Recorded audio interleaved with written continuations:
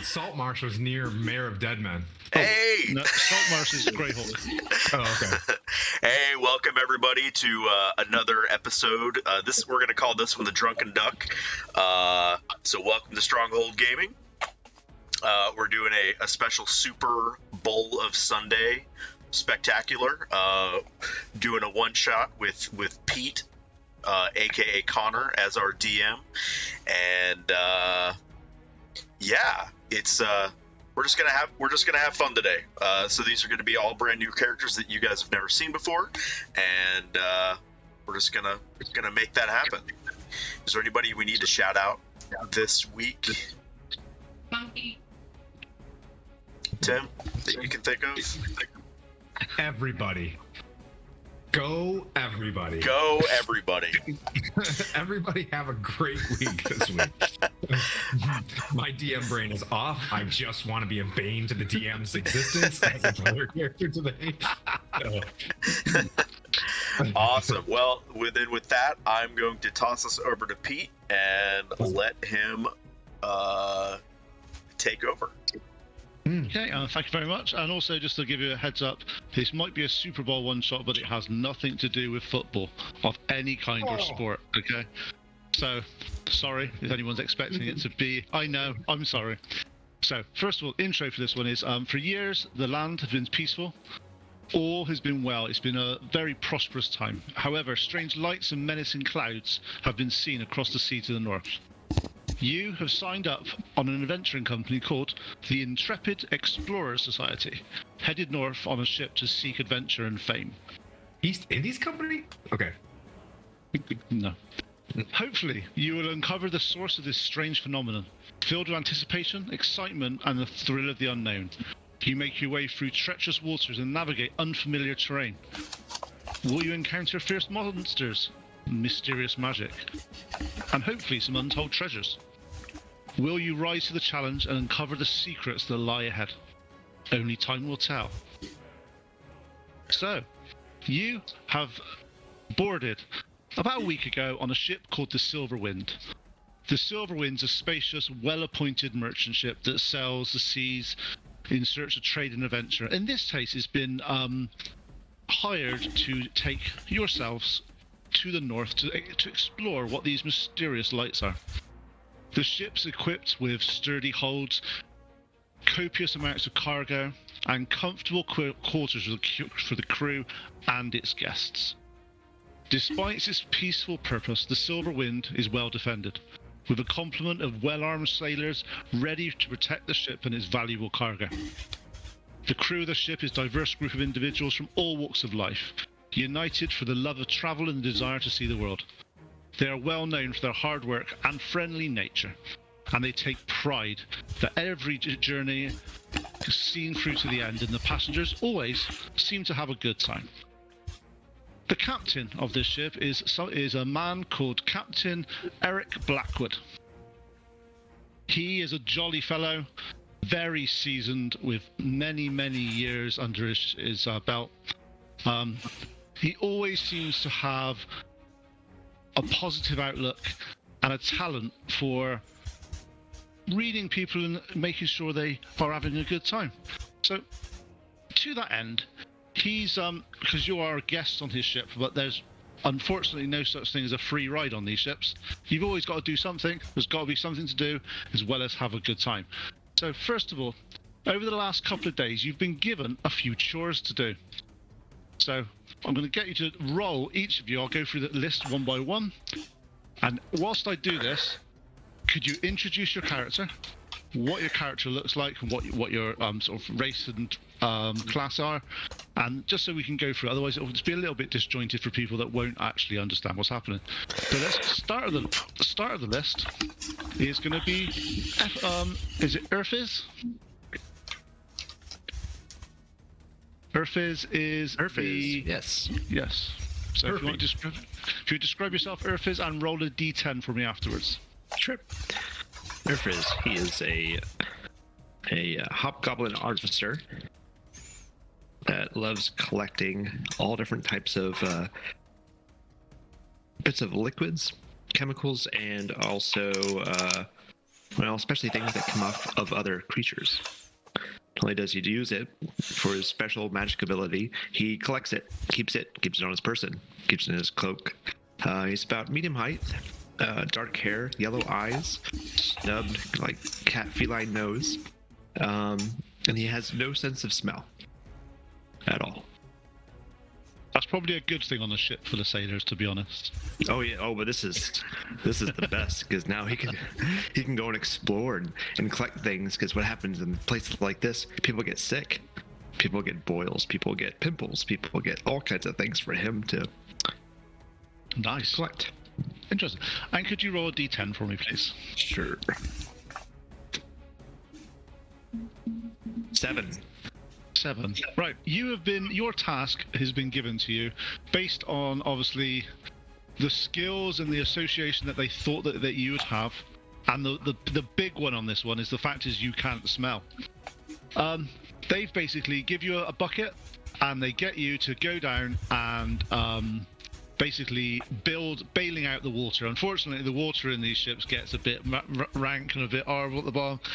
And for some reason, you let it slip that you don't smell that much. So they went, perfect job for you. So for the next couple of hours, you're basically going down, picking up some buckets of water, going up and chucking them overboard.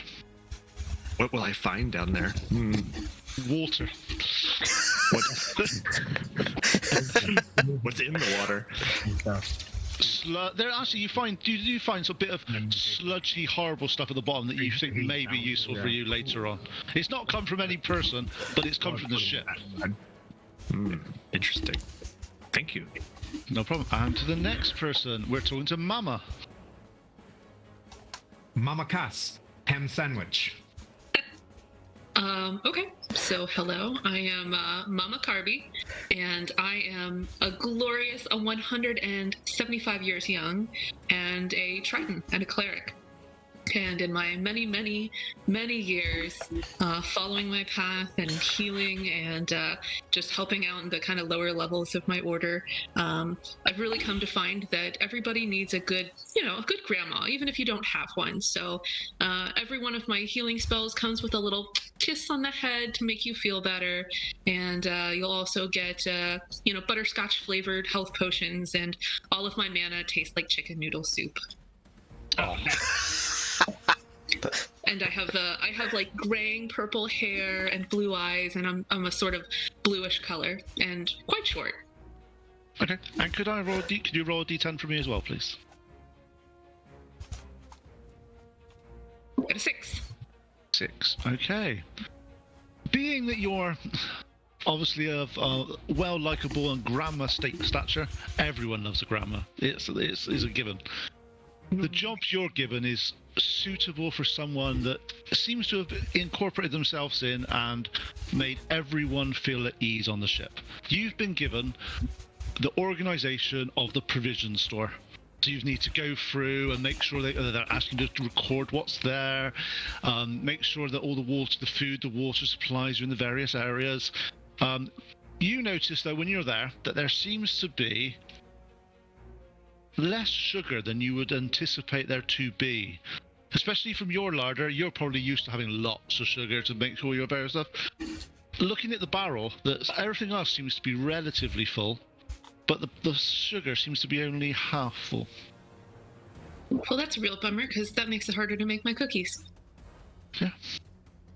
So yeah, it's interesting. It's just as if, not sure why yet, but there's a little bit of less sugar than there needs to be. Okay, so next person on the list is Marcy.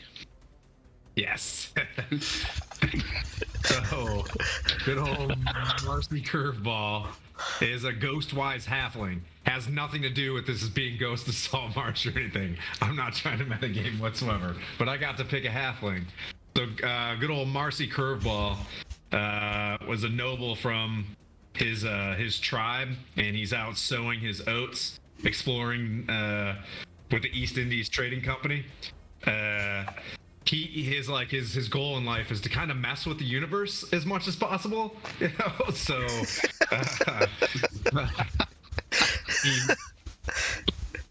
We're gonna leave it at that. But so he's a ghost-wise paladin. They're kind of in touch with the spirits and whatnot. Or You're not a paladin. paladin. You're not a paladin.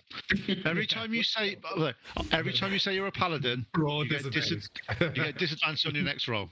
Yeah, I mean, he thinks he's a paladin, but he's actually a ranger. So, yeah. Yep, he's got his longbow and his 2 short swords, and he's ready to get out there and Horatio his hornblower. Nice. And could I have a D10 off you as well, please? Yeah. Number 4.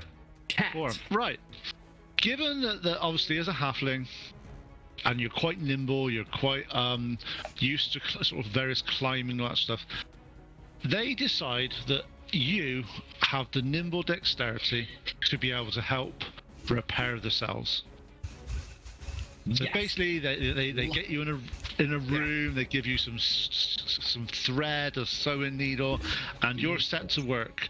And they basically say to you, without this, if this doesn't work, we're not going to get where we need to get to. So it's on you to make sure this is done properly. Okay. Over the next hour or two, especially from your noble background, this is like, what the hell are you making me do here? This is like, this is not. Got it. However, you are quietly reminded by the first mate Isadora that you might be a noble elsewhere, but on the ship we're all equal, and this job needs doing. Sounds spicy, Isadora. Okay. Isadora. So next one is Mineral. Hello, everybody. I'm Mineral. So Mineral is a very small lizard folk for his people. He was the runt of his litter, but Mineral is a shadow sorcerer. He grew up, being the runt of his tribe. He didn't take to being a warrior, so he took up magic, found magic, or magic found him, if you will. He's essentially a street mage, as a kind of a spy of sorts. He rolls around with a dark, heavy hood to cover his big underbite of a face. He's got dark green skin with patches of yellow and an orange, patchy orange hair on the sides of his face and whatnot, if you could see that. He's extremely, because of his upbringing, being a street mage, he's suspicious of everybody and thinks the world is coming to an end. So hopefully he can change that.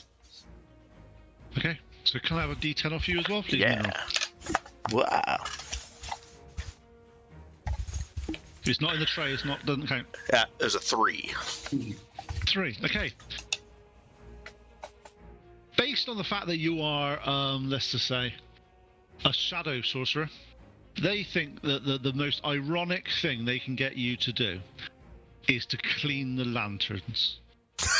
They basically they make you go through, clean the glass, make sure it's as bright as possible, because everyone knows if a lantern's covered in crap and soot, it doesn't do its job properly. They thought it was quite funny that it would be an interesting ploy just to get you to do that instead of... Lucky for them, I don't have to do a whole lot of that. I can just press the digitation, all of the lanterns, just make them all look pretty. Yeah.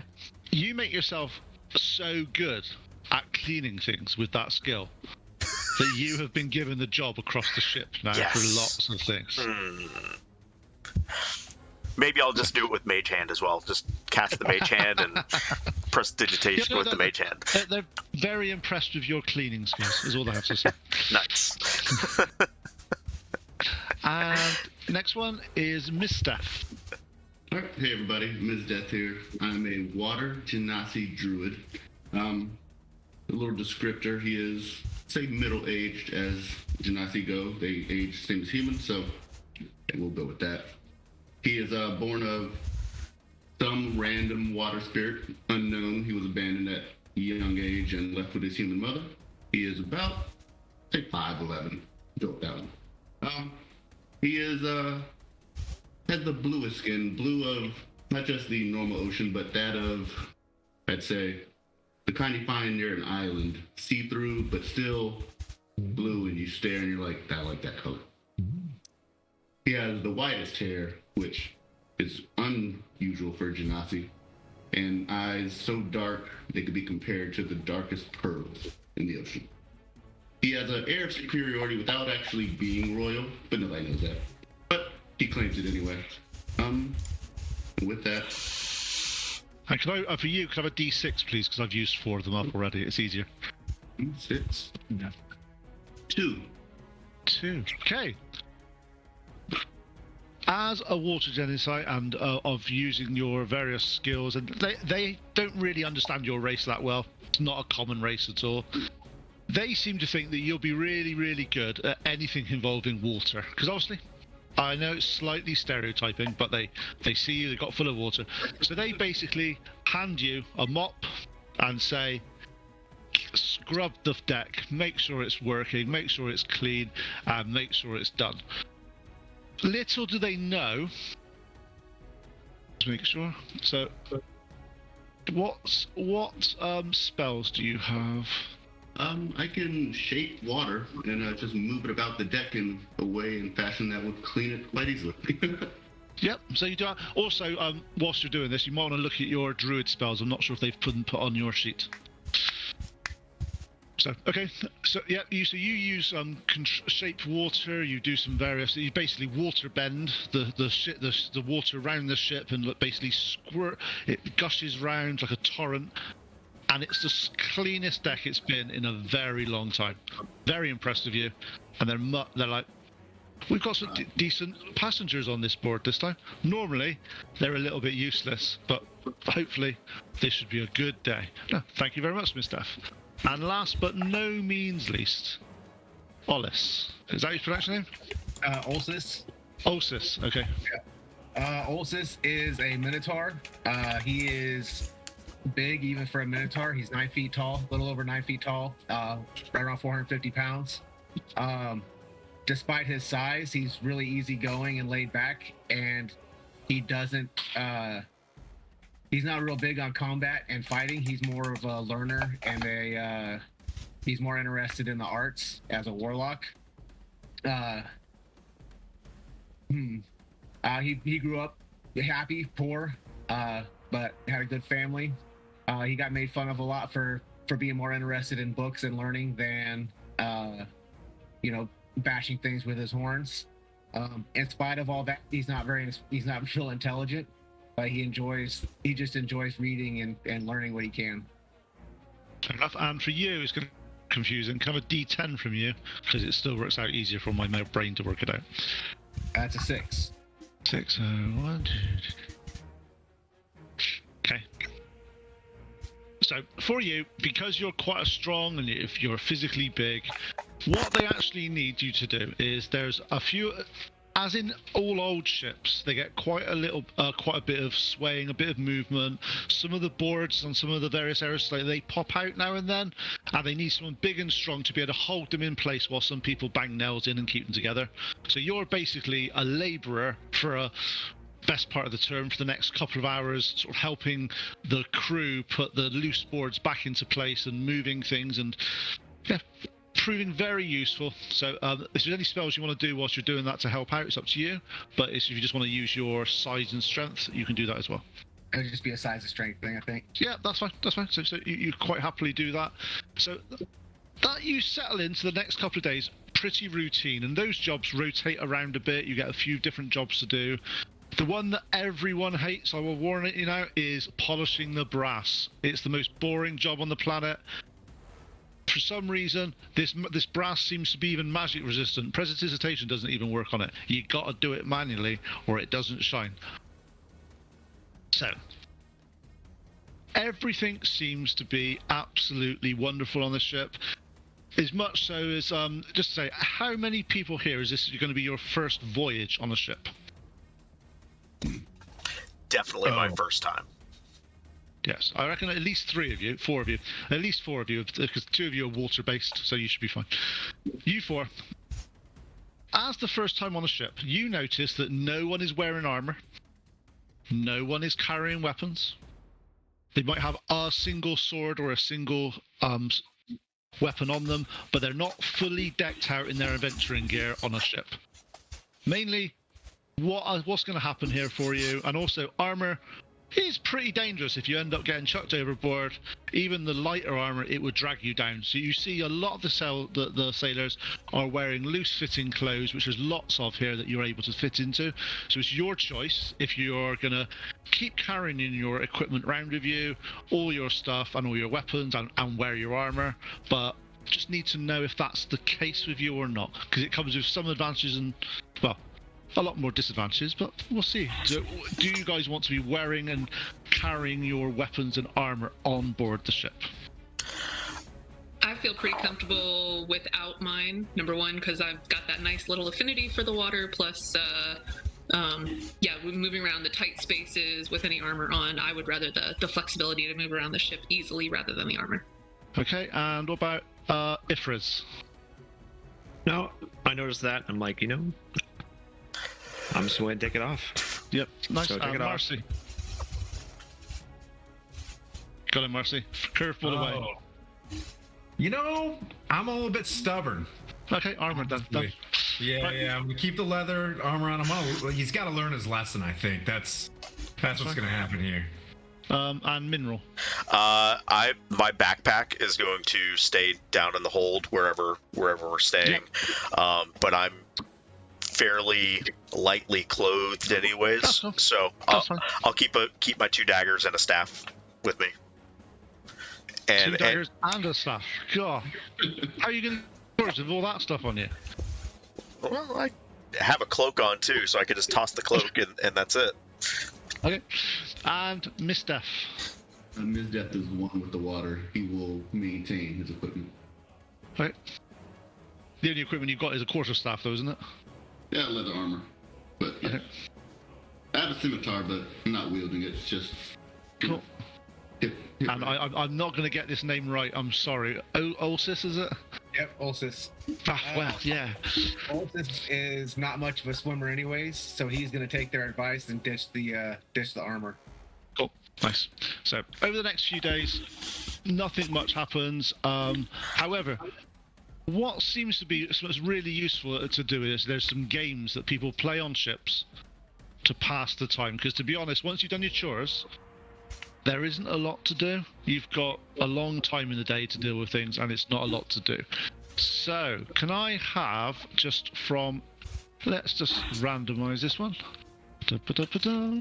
Marcy. 4. Mineral. Uh-oh. Mineral. Can you roll me a d10, please? 1. 1. Great. So, one of the games that you all have been playing for the past few days is a game called Deck Dice. It's a fast-paced, high-stakes dice game, and when I say high-stakes dice game, on a ship, you notice that they're actually using sugar as their currency. Due to the fact that it's a little bit low on the sugar thing, it seems to be a high-value item, especially on board this ship. So, players... Okay, anybody who wants to play on this can do so. You're actually able to do this now. So, could I get... First thing, is anybody proficient in dice as some background you can get it. So, just want to make sure. No. If you are, let me know. Oh, searching. No. No, okay, that's fine. So, if you could roll me 3d6, everybody. Here you go, buddy. And I'll be asking in order what you get, and it'll just be a way of determining a few things. So, Ephriz, what did you get, mate? I got 12. Nice. And Mama? I got 11. Oh, nice. And Marcy? 12. Mineral? 10. Miss Steph? 9. And the name I'm going to get wrong. I'm dyslexic. I can't. It just looks in. It's wrong. Ulsif. Five. Does dyslexia add extra letters? Because there's no F in there. There is an F now, and it's going to say something in another. That's like Flandern. There's no L in Fandolin at the beginning. Okay, so two people, Marcy and Elsfith, both roll again, please. 3d6s. Oh shoot! Max Ordnance in there? Yeah. Nice.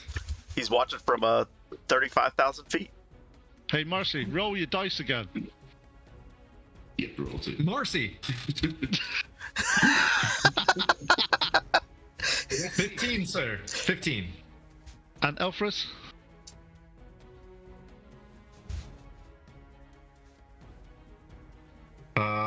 Yep. Elfris, what did you're muted, by the way. I'm re-rolling. Okay, cool. Sorry. Oh, this cave. 12 out. Yep. 8. Okay, Marcy, after about an hour of dicing with your friends and the crew, it comes down to a showdown between you and one of the crew members. The crew members is Tiberius Crownsilver. He is the quartermaster. He's a half-elf who is responsible for managing the ship's supplies and finances. Also, just what you have noticed, there's a couple of other games that have been going on. He seems to be extremely capable swordsman. There's the odd jaw that's broken out on boat to keep things out. He seems to be very good at that. But in this one, he's going to sit down. He looks at you, cracks his fingernails and goes, "So, Marcy, are you a curveball for a reason? So let's roll some dice and see who wins this one." And he rolls the 3d6 in front of you. What do you get, Marcy? All right. 12. Oh, yeah. He gets 12 as well. And he's like, "Oh, nice. It's the dice off! Let's see if we can do this again." Ooh. Oh. 16. 8. Okay.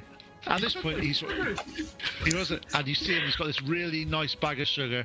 He picks it up and goes, "Maybe tomorrow somebody else can win this, but for now, go and have something sweet." And he walks off, full of bravado, full of like a bit of swagger, as if he's just told, quite happy that he's actually beat What was his name? Tristan? Tiberius. Tiberius. Yes. Okay. I hope you're writing down these names, Tim, because I will be asking. Okay. Tiberius. I'm curious about Isadora. She seems pretty spicy. Tiberius. All right. So, what do you guys want to do? There's a few hours of spare time during today. Is there anything you want to do? Anything you want to talk about? And I'll go through in order just to make sure so we don't miss anybody out. Okay, you've hid for the rest of the session. Next, right. Alfred, is there anything you want to do whilst on board the ship? I'd like to explore the barracks, see what's in there, see what I can find. Okay, cool. So as you're down in the barracks, what they're here is that there's a number of different rooms for you guys, and there's a number of different rooms for the crew. The crew is split into that you've got the captain and the first mate. They've got their own private chambers, and then everybody else are in split. There's 10 total crews, so they're split between 2 4s in sort of they seem to be double hung hammocks. So one's got the top bunk, one's got the lower bunk, but they're in hammocks just to keep the size down. So obviously it's about, there's not a huge amount of size. So the first room you're in seems to be, as you walk in, Tiberius is putting his sugar away. So this obviously Tiberius's room.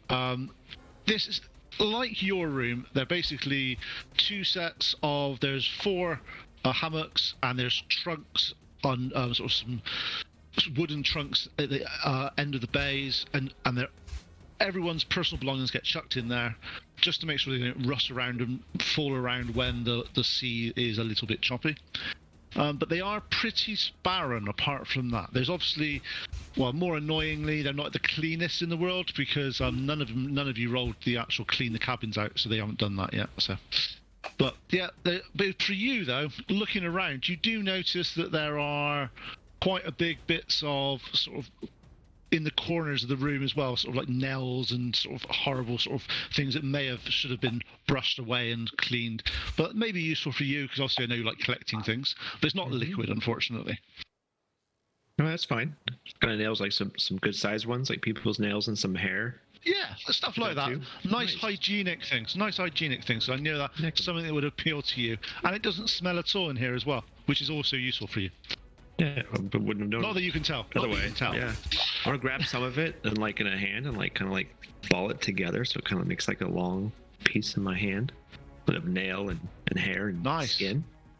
By that, and I'll put it in a little file, just cork it, put it here, and be like, It's gross and absolutely terrifying. Okay. And so whilst you're doing that, Mama, what do you want to do? So I will be wandering around talking both to my fellow passengers as well as the crew. Doing, just basically doing what a grandmother would do. Oh, how are you doing, sweetie? How are you, how is your day? Little grandmotherly pat on the arm, chatting with people and just sort of listening to what they want to tell me, and seeing if there is anything that they feel, they want to just kind of let out to a grandmotherly type figure who seems incredibly innocuous. Could I have a persuasion roll from you, please, just to sort of mimic your being nice to them and seeing how you get on? It doesn't matter if you're not skilled or not, it's just more of a...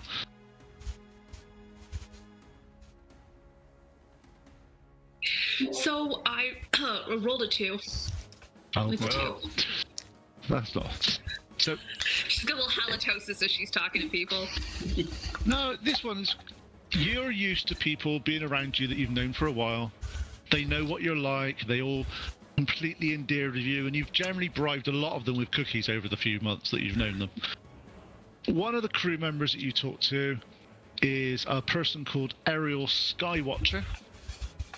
He's a half-elf, and he's responsible for keeping watch in the crow's nest. He's not the most sociable person on the planet, and he doesn't pick up cues very well. Hence the reason why they chuck him up top of the mast. And he's up there for a few days at a time, and no one really minds. However, he's extremely good at his job. There's a couple of times where he's feels that he wants to sit up, and he just clams up and doesn't really engage as well as he may have done.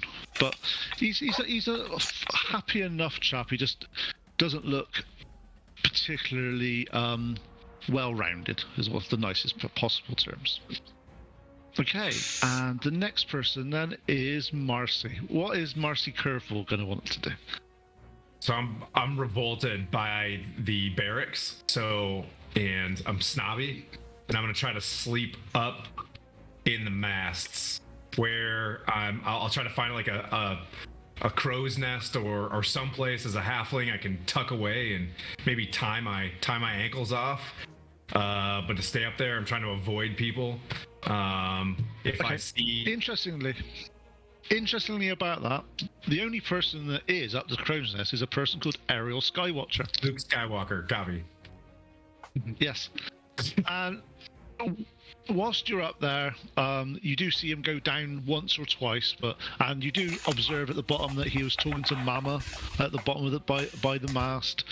Doesn't seem to be a very not a Bit rude. massively, not the massively friendly exchange between them, but and he comes back up and he sort of he goes, "Have you got permission to be up here?" Yeah, fixing the masts. I'm sewing sheets.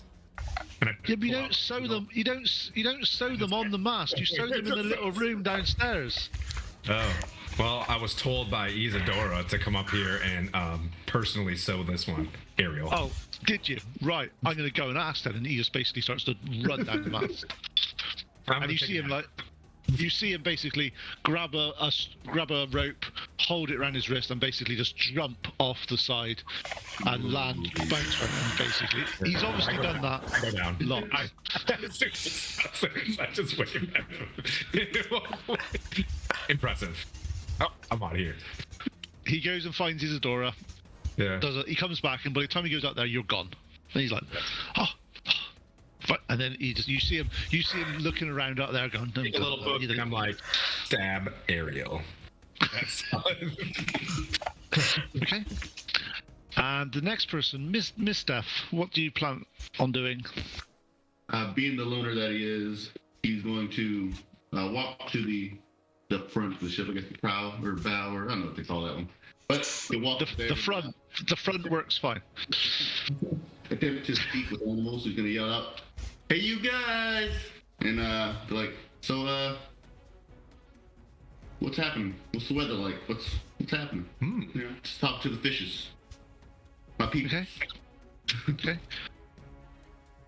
So, as you start to sort of talk to fishes, you start to see some of the bigger fish sort of coming up. A couple that are around here are sort of, there's like a sort of tuna size, which is a really nice fish that comes up, and they're like, "I wouldn't be going north if I was you. Don't go north," and then just disappears. It goes. Where are we going? I don't know. We're going north. looks like we're going. You're going north. Just assume north is to the front always. Yeah. Whatever is front is north. Left is Yeah, these fish seem quite scared, and and actually, whilst you're here, you're paying a bit more attention. All the fish seem to be going south. Well, I should probably give that knowledge to someone else. Who do you want to give that to? Chance that someone will believe the fishes. Well, see how persuasive I can be. I will attempt to advise the captain of the danger ahead of us that, while unknown, is essentially influencing the entire I was wild. talking to a tuna named Dave. He said. Hey, you go thanks for the bits there, Lawrence. Thanks, Lawrence. So as you approach the captain's quarters, you hear Alric raising his voice, and you basically hear them. It's a conversation between Isadora, which is the first mate, and Alric, which is the captain, and they're basically going, "We should be there already. We've been going this for a week now. We've only got provisions for 2 weeks. We've been gone a week. We're supposed to have been there. It's supposed to have taken 5 days. It's now on the 7th day, and we haven't seen land. Have you talked to the navigator, Alistair? He's got to have got something wrong. We're supposed to be going north. I've done this trip so many times. It's got to be Alistair's fault. He's Always Nav's fault. Bullshit. I don't like where this is going. Yeah. I'll interrupt them once there's a point and say, Yeah, there's a lull in the conversation. So. "All right, so something's afoot. Listen. So no crap. There I was at the front of the ship talking to some fish, right? Something ahead of us north. It's evil. It's bad. The fish are heading south. We don't want to be that way. If we're already not in the mess already, might want to hike it back." Can Marcy hear this? No, not yet. You're doing your own thing at the same time, at the moment. Which is going below decks. Well, Eric goes, to be honest, bit concerned ourselves. We've been, hope you didn't overhear what we were saying there. It's, we're still a little, we try to keep the, let's say, bad news away from the crew and the passengers, because we don't really know where we are at the moment, and there's no land around. We're a little bit lost. However, we've got our navigator on it. He's never let us down before. So if you could not tell anyone for now, because this is a little bit concerning. We're not sure what's happening. But you're saying all the fish are going south, and you managed to talk to one. Does the paint job on this ship look like Southwest Airlines? As I look, I was like, damn it! We've been bamboozled. Don't want you. Worse, it's JetBlue. Yeah. Just I have no idea what you guys are talking about. It's our Ryanair. It's our equivalent. Oh, okay. Okay, fair enough. Enough said. Yeah, so I advise him I'll keep it to myself. I'll convene with the fish once again later tonight and see if that'd be good. I have some guidance. Appreciate that. It's been a long time since we've had someone that was able to sort of talk to the fish like that. Thank you for being on board and finding out. This could be very useful for us. Next time you talk to them, it might be worth asking where the nearest landmass is. That might be useful. Okay, right. And next one on the list is Mineral. What are you guys doing? So, not that I'm a loner, but I don't like strangers. I don't trust strangers, so I'm just gonna keep to myself. One of the things that I used to do is, growing up in a seaside village, of lizard folk, I'd go fashion. I'm just basically gonna go fishing. I'm gonna go down and in my backpack and start taking apart some rope and go to the stern and as you tie off some stuff. As they see you uncoiling some rope, one of the other members of the crew is a dwarf called Thorgrim. He's quite a burly dwarf. He is the engineer, the master craftsman of this ship, and he walks up to you and goes, "What are you doing that for? Look, here." And he gives you a rod, gives you some stuff, and goes, "Look, if you want to go fishing, go fishing. It's a ship. Of course we've got stuff to do this." Haven't you ever been trolling before? You just who needs a pole? You just tie it off to the edge and let it out of the water. Think ahead. It'll be good for you to go and do some proper fishing. Can you show me? Well, God, hang on. I'll see if I can find. I'm not really much of a fisherman, but I know someone that is. Get down to the back, and Petra will meet you down there. I'll go meet Petra. Okay. At the end of the thing, you see Petra, who is covered in sort of black powder and various things of some sort of steampunk-esque goggles that's this face like sort of soot around their eyes, and she's like, fishing. I've been told you want to learn how to do some fishing. There's two ways of doing fishing: the interesting way and the way that guy wanted to show you. What do you want to learn? I had a different way of fishing myself, so let's go with your way. Well, over the next couple of hours, wind dies down, and it's a little bit more of a still water. And at this point, Petra goes, "Watch this," and you see her go for her bag, comes out, and she pricks out this little stick, and you see her go. She watches it in front of her hand, starts to come down, gets about halfway through. You guys never seen dynamite, so you'll fight it, and you watch, and she throws it in the water, and then 3, 2, 1. Then 5 or 6 fish just float to the surface. And she goes, "And this is how we fish." What kind of magic is that? We use this to fire the ship's cannons. Really useful stuff. But you've got to be very careful, and that as you look at her a bit more over, you notice on her left hand she's got only one finger. The other 3 are gone. How did that happen? Hey, 1 second, guys. I'm going to start heading over to Cub Scouts. I'm going to put you up on my phone, but I'm going to be off video, still listening. Okay, cool. And she's like, "Well, I may have misjudged the Bernie thing at the top. Not sure if yeah." So luckily, he said the doctor I didn't lose my hand, but yeah, it was a bit touch and go. But yeah, let's get some fish. And let's get some fish. So you managed to get sort of 6 reasonable sized fish. They come back on board. You take them to Balthazar, which is the cook. He's a gnome, absolutely mad as a hatter, but is the best cook on the absolute. He makes the best meal with this fish that you've ever tasted. So nice. That's your one. Nice. Next one, Miss Death.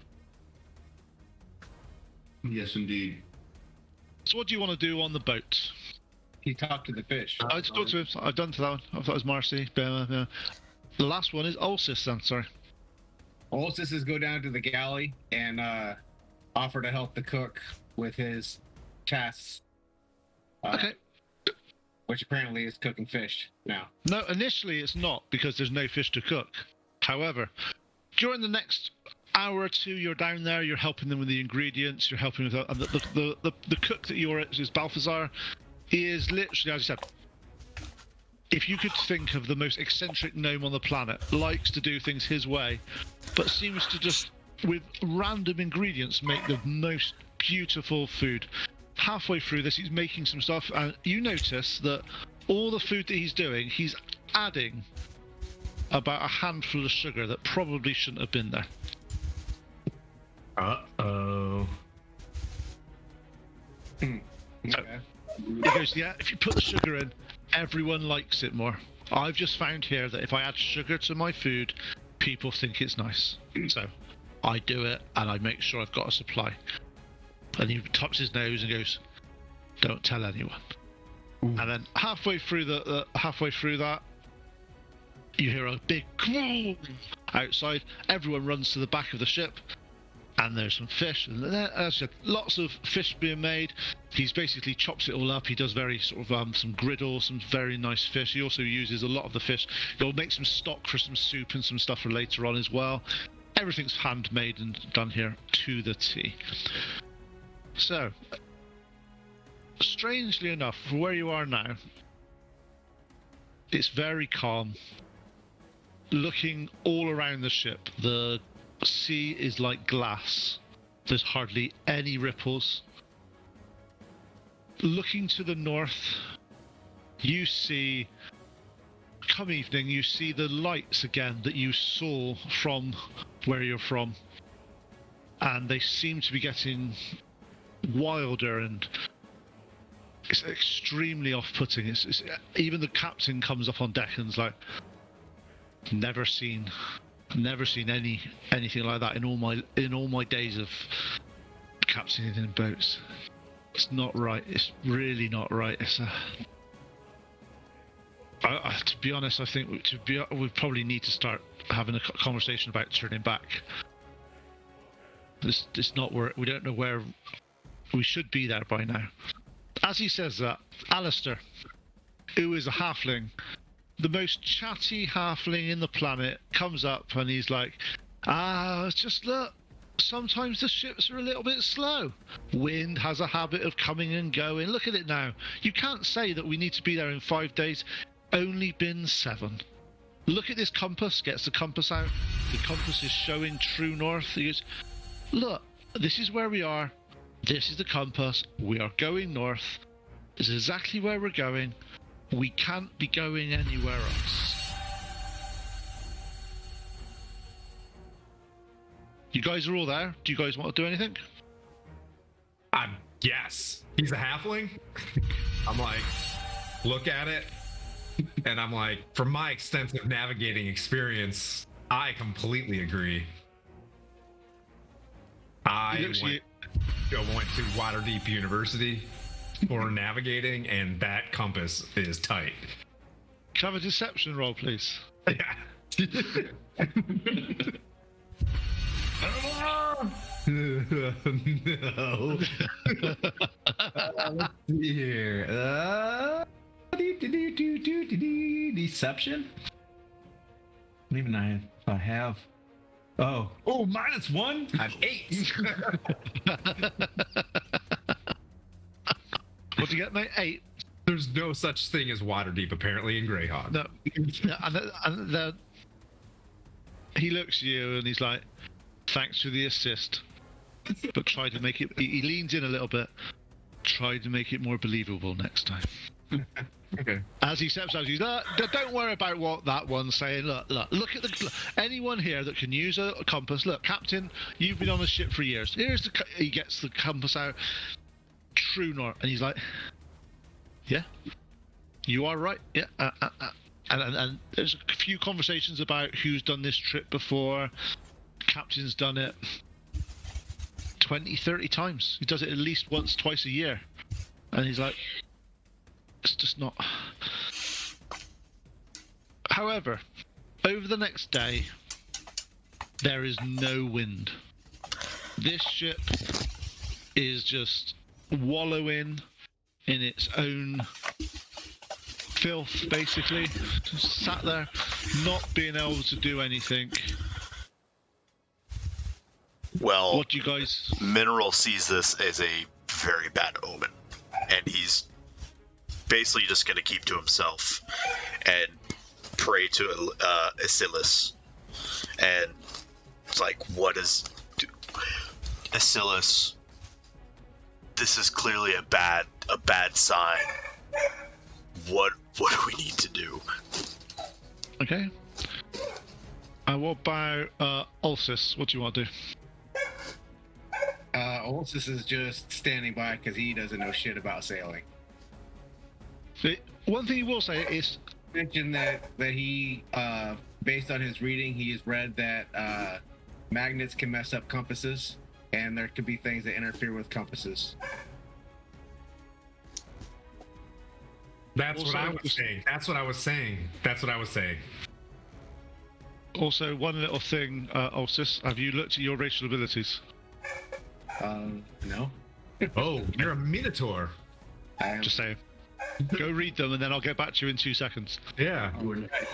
Yeah, can I be really smug? Because I just, I'm like this smug rich kid elf halfling. Like, aren't you a Minotaur? Use your horns, bro. Yeah. I'll be like, Can I take a look at the compass? Yep. The compass Yes. looks extremely well made compass. You've seen the odd compasses that are usually housed in sort of the bigger libraries and all those sort of things. It's not usually an item that people have. Obviously, you've not been on a ship before, but this one is looking at, obviously, from an artificer background and going through there and looking at. It's extremely well made, and it's obviously been made by one of your brethren at some point. It's the Kalman filter. That damned Kalman filter. Okay, and we'll just go back to Ulysses at this point, and as the compass is Still being here. discussed. I'm in the car. Okay, cool. Ulysses, you're looking at the compass. You're looking that it's north, and you're like, "Yeah, that's definitely north. I am 150% sure that arrow is pointing north." all right. And people look to you and go, "Well, what do you mean? You can't know which way is north without a compass. That's what it does." I always know which way is north. Doesn't everybody? Yes.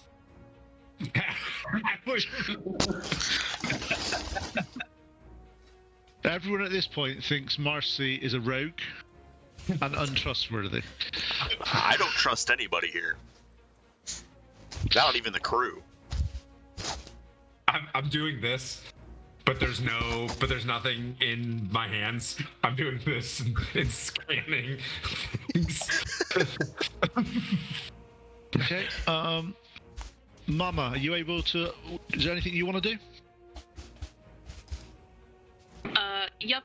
So I've got my whole underwater breathing thing, and I think what I would like to do, because I'm a grandmother and at this point in time really have 0 Fs left to give about the sight of my own body, I think I'd like to strip butt naked and jump in the water and just kind of swim around a bit and see if there's anything in or around the boat that might be causing it to flounder, to not move forward, and just sort of see what's under the water.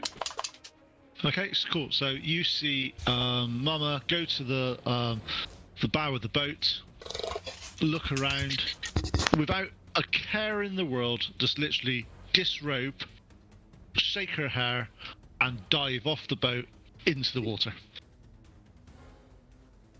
And since I am driving right now, I can't give you like an investigation roll, but I think when That's fine. I can do this. I can do this. Or something. I can look at your sheet and do that for you. That's not a problem at all.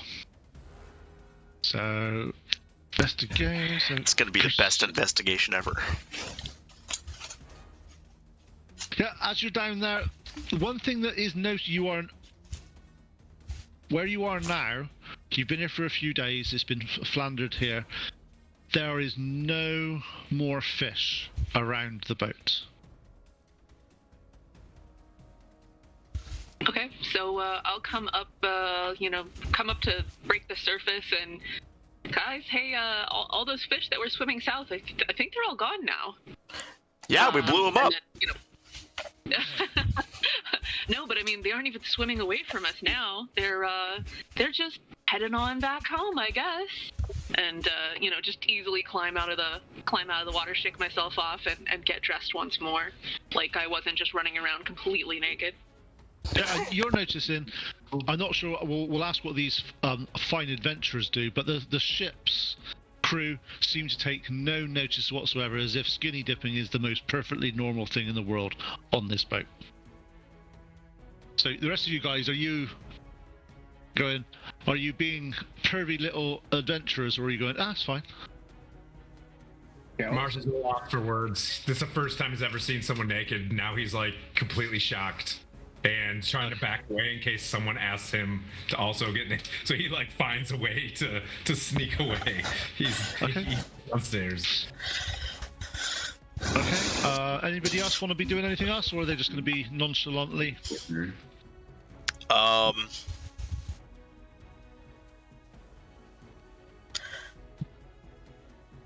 Yeah. No. Sorry, I was looking at my abilities. I try to do just a nature check, just to see if I can sense anything that might be going on, or if there's. Actually, I'll do an Arcana check, just to see if maybe some sort of magic going on around us. 14. Nothing magically at all that you can think of here. However, from your...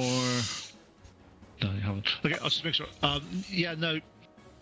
Doesn't seem to be any earring of sort of magic at all, and all that sort of stuff. Yeah, this just isn't good. This isn't good. Yeah. I'm gonna be walking around the top deck of the ship. Just, this isn't good. This isn't good. This isn't good. Hearing that the fish are essentially non-existent in the area, I'm gonna do a nature check to see if Cool. water itself is unnatural or what. That's a good check. With nature.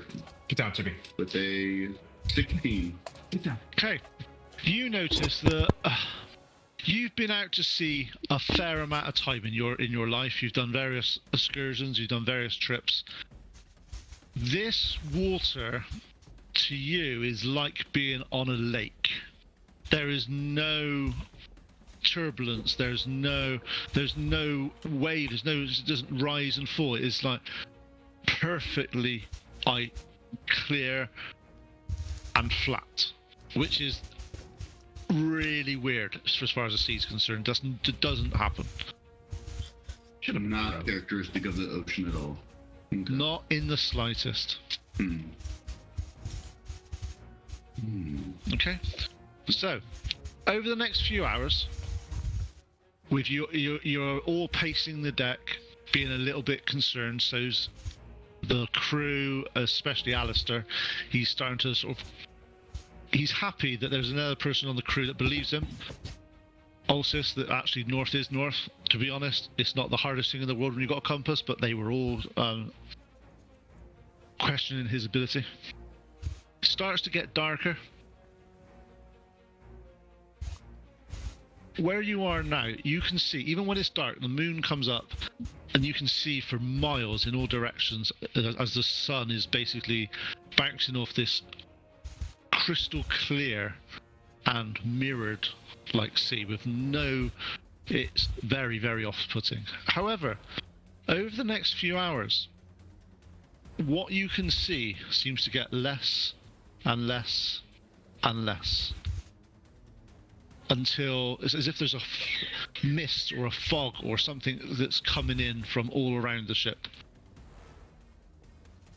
Around the same time every night, the lights start to happen again with the various lightnings, the various twirls, however, these now seem to be bouncing off all 360 degrees around the ship, as if you are in some type of eye of a magic storm of some kind. Anyone with Arcana can roll an Arcana check. You've got to be proficient in it. If you're not proficient, don't roll. 16. Nice. A natural 20. 13. Nice. So, anybody that got above 15, you are looking at your arms, and your hairs are starting to come up on your hair, back of your head, back of your neck. All the hairs, like static electricity, seems to be. And this is only really, you've seen this happen on some of the minor sort of cantrips and stuff. You've seen like shocking grasp and stuff, but this seems to be over the whole area. Seems to be getting electrified. Oh, fine. Need to take cover. Somebody yell. And begin to run. Maybe that's there somewhere. Yeah. So you all going below deck? I'm just still talking to myself. Like, this isn't good. This isn't good. This I'm isn't putting good. myself inside of a cannon. Okay, you're inside the cannon, fine. Right, so you're inside I'm the gonna follow cannon. them. Below deck. Everybody else, Miss Steph saying we should get down under the deck. I agree. Who's following him? And so one's gone in the cannon, and everybody else has gone under deck, or is there anyone staying on deck? Is there somewhere under the below decks that has a viewport or something where I can be somewhat shielded but still be able to see outside, like an arrow slit, cannon port, anything like that? Yeah, there's a small area at the front that's got a small raised platform, which is what the two cannons, and there you can actually just about see out of them.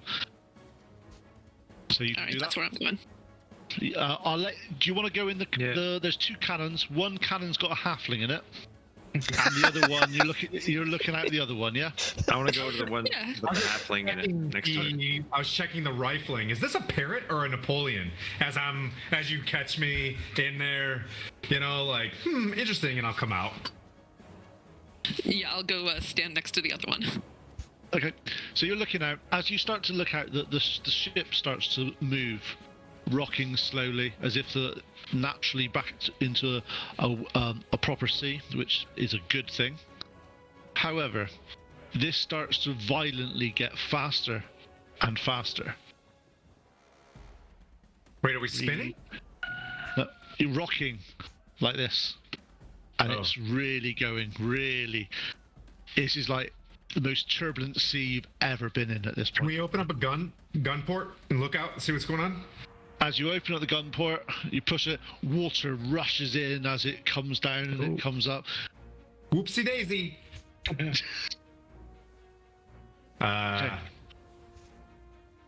Going lower. I'm going to the bilge deck. I'm going lower. Going low. Okay. Right. So the Silver Wind is currently being battered by a massive and powerful storm. The wind howls like a pack of wolves, What'd you whipping say? the waves into a frenzy So you got and causing the ship to rock violently back and forth. Jesus. The crew is fighting to keep the ship afloat, but it's a losing battle. The ship's timbers groan and creak from the strain, and the crew, you can hear the sound of water rushing in through holes and seams in the ship. Despite their best efforts, the Silver Wind is no match for the ferocity of the storm. The winds and waves continue to batter the ship for several hours, breaking piece by piece.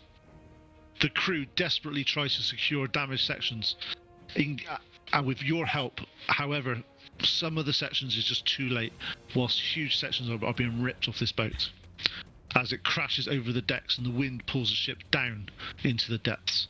The crew is tossed around, struggling to cling to anything that will keep them alive. Some manage to grab floating debris, but most are lost in the storm. Those who survive, which will be everyone in this room at this moment, could I have a Constitution saving throw from every single one of you? I'll roll for you, your mama. It's fine. Thank you. 13 plus Sorry, I'm 5. gonna keep myself muted because it's windy as hell out here. Mineral has an 18. I'm going to take the dog out real quick. Hereford says 24. Sorry, 2 seconds. Let me. So. Mineral has an 18. Okay. Alfred, what did you First, 24. get? Nice. Artie. And Mama got that. Marcy's not there at the moment. It's fine. 14. 14. Okay. Yep. Miss Def 17. and Ulsis. 22. Nice. Okay. So there's two of you here that can have a slight advantage on this because of your backgrounds and your that you have a swim speed and the fact that one of you can breathe underwater. So, right. So I'll describe the next part to you.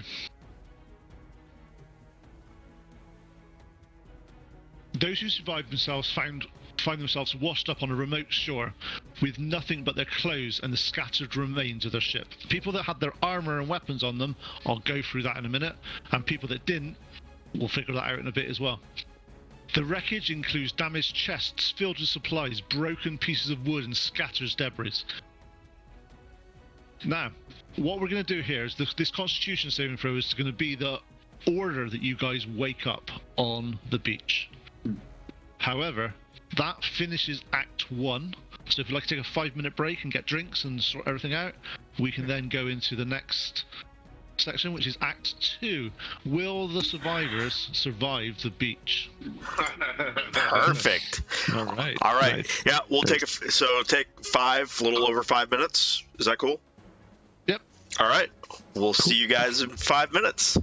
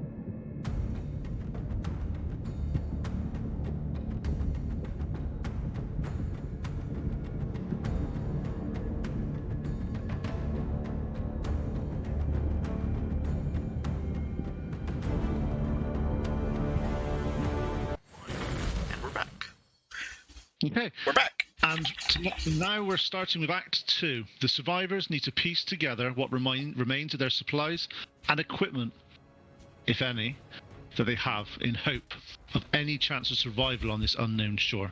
The storms may have taken everything they had, but it's given them a second chance. A chance to start over and forge a new path. So the first person that awakes on the beach is Mama. From her background as a Triton, and obviously her race is, she woke up, she wasn't too... However, you feel that you've been battered, bruised, chucked around. You come through on a beach, you wake up, and you look around, and all around you is strewn debris from the various ships, and in areas you see the odd body just rolled over and not conscious currently. What's the first thing you do? So if I just feel battered and bruised, but I am not actually like dead, dying, I don't feel like that. No. I think I'm gonna go from person to person, sort of gently turn them over, like supporting the head, making sure that there's, no neck breaks or anything like that, and just sort of, basic triage, like who's alive, who's not, who's gonna survive the next 5 minutes, and go through that like first, like a little bit of triaging to see who might need my attentions and help. Yep. The only thing you've got on you is you've got your clothes and you have your holy symbol. So that is your item that you've got on you. As you start to look around, could I have a D10 from you, please? Or do you want me to roll it for you? I can roll. Yeah. No, I've got a D10. Believe it or not, I brought my dice with me. I'm like, good plan. Okay. I got a 7. Okay. You go over and you notice to your right-hand side a bluish humanoid creature that you recognise obviously as Miss Death. So you run over. As you pull them over, and they're over to their back, their heads front. He looks up. He looks up at you and he's like, Mama, what do you want to do? Oh, Miss Death. Where are we? What year is it? And I guess I'm really just gonna like sort of pat him gently on the forehead. I don't know, sweetheart, why don't you just lay here for a second? Mama's gonna go check everybody else, okay? And like, just because he doesn't look like he's dying, go on to the next person. And as you do that, Miss Steph, you do realise that you've been battered, you've been bruised. Luckily, Walter's your friend as well, so you've actually come through the worst of this with next to no problems. What do you want to do? Being the druid at heart, even though I'm not too fond of individuals, I will assist with the triage. I will do a medicine, not check, but okay. Could I have a D8 from you, please? If you guys haven't figured this out, it's the easiest way of randomizing who gets players and who gets what is get them to roll a number. That's just the easiest way of dealing with it. That's a 4. Okay. You get to Marcy. You do find that he is currently unconscious. Breathing shallowy, but not life-threatening, but hasn't quite come to yet. Do I assist them in any way? Do I need to do a medicine check to find the issue with them, or to help? If a medicine check would be good. You also have spells that you're able to cure people as well. Okay, 15. Okay, you notice that he's shallowly breathing. He's not. It looks like he's just had a hard time in the water, and he's conscious. He's breathing. He's just not woken up yet. You try to shake him a little bit, and he gets a little bit groggy, but he's not quite woken up yet. He is conscious though, and he's not dying. No. Okay. So the next person to wake up is. You're not up. The next person to wake up is Ephraim. Excellent. You wake up on the beach, sand, That's when he wakes up. sand, sand stuck to your face. You look around, you see Mama and Miss Steph going over to people and seeing if they're okay. You look around and there's parts of the ship all sprawn across the beachhead. So what do you want to do? I'm gonna be genuinely concerned. Like, get up, like, oh no, this is awful. Wait, I'm checking to make sure I didn't lose my stuff. Okay. Did I lose anything? Give me a second. That would be horrifying. Yard sale. The only thing you've got on you is a small bag of tools to do with your stuff.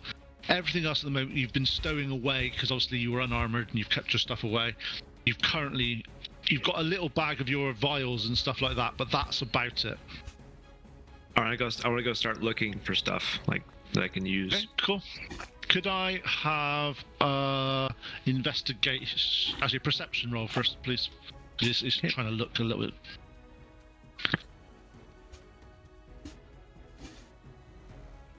Four. Okay, looking around, you see that there's a few broken chests and you get over to the chests, you open them up, and they seem to have nothing currently in them. But you're looking around, there's quite a lot of debris around, so you'll just have to spend a little bit longer to find it. Not a problem at all. So you're up. So next person to get up is Ulysses. What do you want to do? As you wake up, you see people running around checking if people are okay. You see Elfriz going over to a big section of the boat and basically opening up things, trying to look through things. What do you want to do? I think he would focus more on the people than the stuff. So he's going to help. If there's people halfway still floating back out to sea or whatever, he's going to start dragging them. Okay. So the person that you can see, Marcy's Mama's looking over Marcy at the moment. Sorry, not. Miss Death is looking over Marcy at the moment. The only person that seems to have no one there at the moment is Mineral, your friendly little gecko. I'll go over it. Okay, so you run over to Mineral. You pull him over. You start to see him. He's. It's a bit strange, 'cause as a lizard folk, it's quite hard to see they're a bit blue. They haven't got blue lips and stuff. Well, they haven't got. It's a bit strange. You can't tell. However, he sat there whilst you're moving him stuff. You pull him over. He looks up and he sees Ulysses over his body. What are you gonna do, Mineral? Freak out. This is CPR too, because he doesn't. So. I basically just see a bull face right in front of me, rolling over his face, like and I just clutch like, Elsis, make me safe, Elisis, make me safe. 2 seconds. I'm just gonna check something. Mineral spells. Man, I thought 14 Constitution would have been high. Okay, so you didn't roll that particularly well, mate. I'm sorry. Who, me? No, not you. Oh, the person okay. that's complaining that he's not up yet.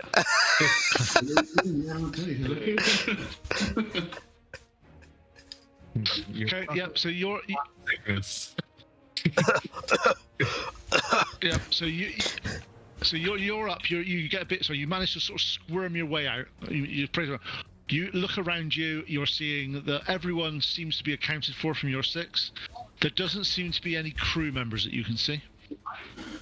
Looking around, you are seeing various sort of chests and parts of the ship being washed ashore. Ghost. Damn it! That was a ghost ship.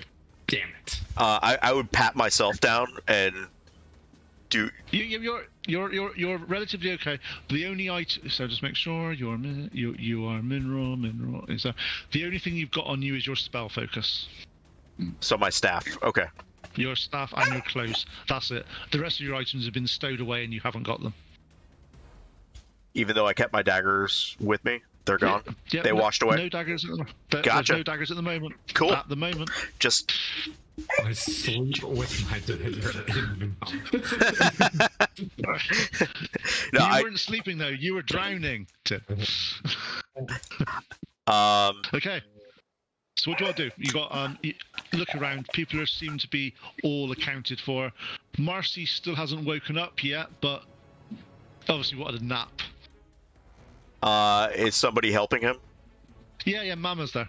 Mama? No, sorry, Miss Steph's there. I- Miss Steph's there. I'm pretending to be sleeping since she's like comforting me. I'm just like rubbing it. I It's don't. like, I don't really have. I'm going to. Yeah, I'm just sitting there with my little hand on his forehead. I'm gonna start searching through the through some of the floatage or the. Okay. Could I have a perception check from you, please? Ooh, that was a good one. 19.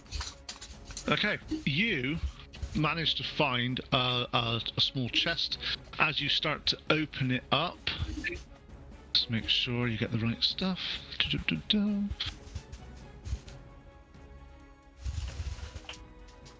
You start to look through this bag of things you find. A light crossbow, some bolts, a couple of daggers, you find some leather armor, you find a quarterstaff, you find a backpack with some crowbars, some hammers, some rash. You don't recognize this stuff, but it's definitely someone's. Right. Cool. Like, oh. I found some stuff. I'm gonna take the daggers and put them in my belt, if I still have a belt. Yeah, you And just a have your cloak. clothes in your belt. Okay. Yeah, I'll pull that out. It's like I found some stuff. Okay. Anyone, you all hear that, and he's basically found a bag of stuff. What you're going to say? Are you saying what's in the bag, or are you just saying found bag of stuff? I found a bag of stuff. Okay, cool. Useful things. And I'll Does Waltus recognize the quarterstaff? Yes. Like, hey, that's my stuff. Those look like my daggers too. Yeah, do I hear him? He found some stuff. I'm looking for stuff. I want stuff. well, there's a crossbow bolt in here and a quarterstaff and some leather. There's some leather armor in here. Yeah, this is all my stuff. This was my chest that was in my quarters. Well, I had some studded leather, and I had a crossbow. Okay. So that's the end of the first round. We'll carry on in the same order as you woke up because it's just easier for now. So, Mama, everyone's sorry, I forgot. Someone's wandered off. Get back at your desk. There you go. Marcy, you wake up. Everyone is together. You hear someone shouting that they found some stuff. Everybody else is moving around. What do you do? probably mine. It's probably mine. It's probably mine. Okay. Marcy, key indicator for you. You had all your stuff on you. Right? So, 100% MWE. Excellent. yeah, you have a short sword still. The rest of it, and your armor is sort of cracked and as if it's been like sea water getting in on it, which isn't the best for armor and leather. It's all right. It just doesn't look particularly good now. Leather is not very happy when it gets wet with seawater. Just to say. Fine. I'm like, ugh. Yep. The rest of your equipment, Michael you've got. Kors. Ugh. Yep. Sorry. But what are you going to do? You wake up last. Are you going to go and look for some equipment, or are you going to look for see if there's any more survivors? I'll look for equipment. He's pretty selfish. Okay. Can I have an investigation roll, please? Sorry, no, perception roll. Sorry, ignore me. Alrighty, Percepzione. Come on, Marcy, where are you at? So many characters up. All right, Percepzione. 15. Okay, cool. You find a bag of stuff, and in the bag of stuff, you find some daggers, a sling, a bedroll, a mess kit, some rations, some 50 feet of hempen rope, which is a bit sodden, it needs drying out, a tinderbox, some torch, and some water skins. Okay, I'm like, who's got the sling and daggers? Hand it over to him. I've Give it got to Mineral. yeah. And I'm Mineral, gonna, you are now noticing that they definitely weren't your daggers, and they may have been Olsen's, like he said in this first time. he's gonna, but You're muted, by the way. ooh, me, him, you, Me. Yeah, like, it's like, here, I'll hand the daggers back to Holsis. Sorry about that, bro. Same company. Okay. No. So back to the top of the wake up order. Mama, everyone seems to be awake and moving now. What do you want to do? Does everybody appear to be healthy enough? I mean, I'm guessing if they're up and moving around, they probably are. Yeah, they might be a little bit groggy because they've been bashed around in the sea a little bit, apart from you two, the other four do look a little bit sort of blue, as if they've been like quite cold. Okay. Quite hard to tell on the gecko, obviously, but we'll leave it as a bit of flavor text. Okay.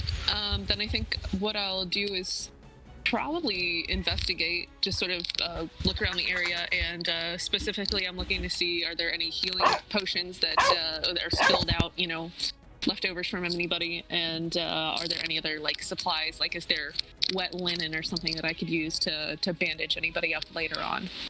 Okay, cool. So could I have a perception check from you, please, just to see what's around first? I'll roll you a d20, and then you'll have to tell me what the plus is. Yeah, on I can sort that out for you. that. 13, and then whatever my plus is to that.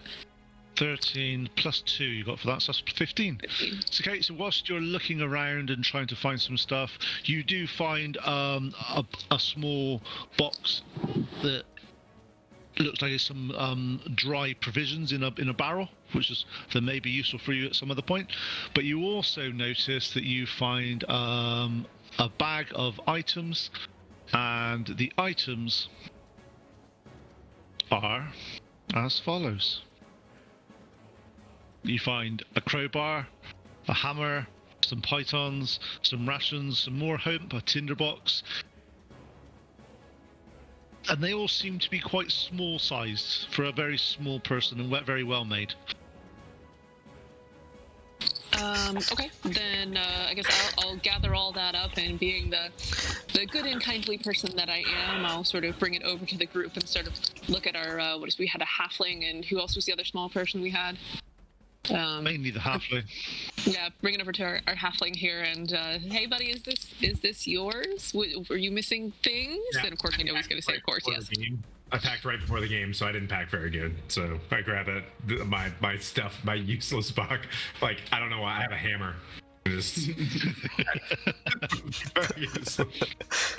All right, but any linens and like I guess kind of like their rations, I will kind of sort of keep for myself, because as mama and grandma, mama nona mama is always going to feed people. Currently, you found the food, you found this bag. You do notice to the far right, a little bit further on, it looks like some of the cell is washed up, which may be useful for you later, but at this point, you can't quite get there in this turn. So the next person to have a go is Ulsus. What do you want to be doing? Thanks, Aaron.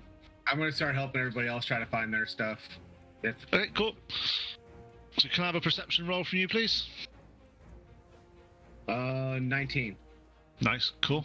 You find a bag with a mace, some scale mail, a shield, some blankets, a block of incense, candle, censer. It's got some rations, got a tinder box, and some vestments. Definitely looking quite holy. I'm going to hold up the shield like, hey, anybody recognize this? Oh, that's me. That's probably me. Yep. So you find Mama's stuff. So you give Mama her stuff back. Ham sandwich. Right. Next Thank person you. to have a go is Mineral. What are you gonna do, Mineral? Well, I just got my stuff back, and I gave Ulsus his stuff back. I'm just gonna, keep rooting around, see if there's any evidence of the old crew. And So what? So you're looking for you're not looking for more equipment. You are looking for any signs of crew that's washed up on this island. or crew, or anything left of the ship, or yeah, Okay, yeah, cool. we'll do. Could I have a perception check then, please? Perception is plus 14. Okay. As you're looking around, you're seeing the ship that's broken and all that. What you do notice, though, from that perception is that the tide is on its way in. Oh, that's not good. This is. There's too many bad omens here. Too many bad omens. This is still not good. This is getting worse. I'll let everybody know. Tide's coming in. The gods are not It's not happy. coming in particularly fast. It's not coming in particularly fast, but it's coming in, and you can see that it's lapping at the bottom where the most of the shipwreck has occurred. Hey, Pete, I want to find a good spot for us to hold up off the beach. Can I do a survival check? When it's your turn, yeah. My bad. Yeah, I'm gonna back away from the water and stay on as much dry land as I can. Okay, yep. So you're done. Yeah. Okay, yeah, you see that. So it is now your turn. It is now your turn, Marcy. So you're doing a survival check, are you? Okay, cool. Yes. I'm getting the most out of a survival check, I suppose. I'm gonna try to 15. Gonna try to. You notice, looking around the beach, it's quite an open, expanse beach, but you look to the right in front of you. There are 56, about say 200 feet back from the shoreline. You see cliffs of a chalky sort of sandstone appearance that seem to be going up and up for at least 150, 200 feet. Looking at it, it'd be interesting to climb. It looks like it'll be very, very treacherous. However, you do notice on top of the cliff is it's quite far away, but a dwelling of some type with a green light shining out of its window. I'll say that. Cliffs, green light. And I'm gonna start booking it with my whatever movement I have to go in down the next turn, investigate the cliffs. Okay. So back to the start of this round again. It's everyone's had a go on that one, haven't they? Or has Miss Death not had a go yet? Miss Death. So Miss Death, what do you want to do? Well, we say it's beginning to turn dusk, or is it still pretty bright out? No, it's like late afternoon. It's not quite dark yet. But also there's two people that haven't found their equipment yet, and you're one of them, I think. No, I had all mine because I kept it with me. Yeah, no, you didn't. No. You woke up and you only had your staff. No, well, shoot. Naked. Well, that's all I need in this world is me and my staff. Do a perception check. So that given, let's see, I do need to do it focus so I can do stuff. So I will, using my innate druidic abilities and one with the water, see if I can sense with nature if my stuff is still in the water. Okay, yep. Can I have a perception check with advantage, please? 21 or not 21. Yep. You managed to find you're doing your druidic sensing. You're finding some stuff. You find a small bag of stuff, and the rest of your items are near the water's edge. If you had left it a little bit longer, they may have been covered up and maybe swept away. But you do find all your equipment. I shall put my backpack on and my equipment and make sure it's all good to go. Give me a second. Let me just sort this out in a different order so I don't make that mistake again. Dun, dun, dun, dun, dun. Little Druid speech: nature giveth and it taketh away. People food. Hardly. Okay, so basically we're back up to the start of the round now, and it's Mama's turn. So what do you want to do? It's basically everyone seems to be okay. There's still one person that hasn't found their equipment yet. Right. Yep. So you're gonna still look for some more stuff. The water is coming in slowly. With the waters rising and the fact that everybody's healthy and whole and hale. I think at this point in time, I'm going to start trying to encourage everybody up back from the water line and probably up towards those cliffs. Right? We said it was a chalky white cliffs, like a sandstone or something like that. Yeah. Okay. Yeah, so kind of encouraging everybody, offering like little snacky snacks as we go, and see where we can go from there and who will move along with us. Okay, nice. And we're back to the right order this time, so I apologise for that. So Miss Steph is actually next. So I missed you out on the last turn, so I apologise for that. All right. You said everyone has their equipment now, correct? Yep. We're all full up. All right. Oh, sorry, one person doesn't. One person doesn't have their equipment yet. Cool. Looking around, I will see who that is. I'll be like, I got this scimitar to use. It's Elsrith that hasn't actually found his stuff yet. Oh, I don't know if I want to help him find his stuff. Ugh. Okay, do you have a perception check, please? Do you want to? It's been washed. It's in the sea. It's been washed. It's now He's still got his ointment, his people juices everywhere. Then I will, I guess, plead to the sea once more and see if they will bring forth his equipment as well. So Okay, we can I have a perception check from you, please, with advantage. either 18 or 18. Okay, cool. So you find the last bag of equipment, which has got it's all his equipment in there, which is basically crossbow bolts, a light crossbow, some studded armor, and various things like the rope and various things in his pouch. Also, you do find his sort of tinkering tools and all that sort of stuff, which is really useful for this guy. If he doesn't got them, he may get upset. Life may be over. All right.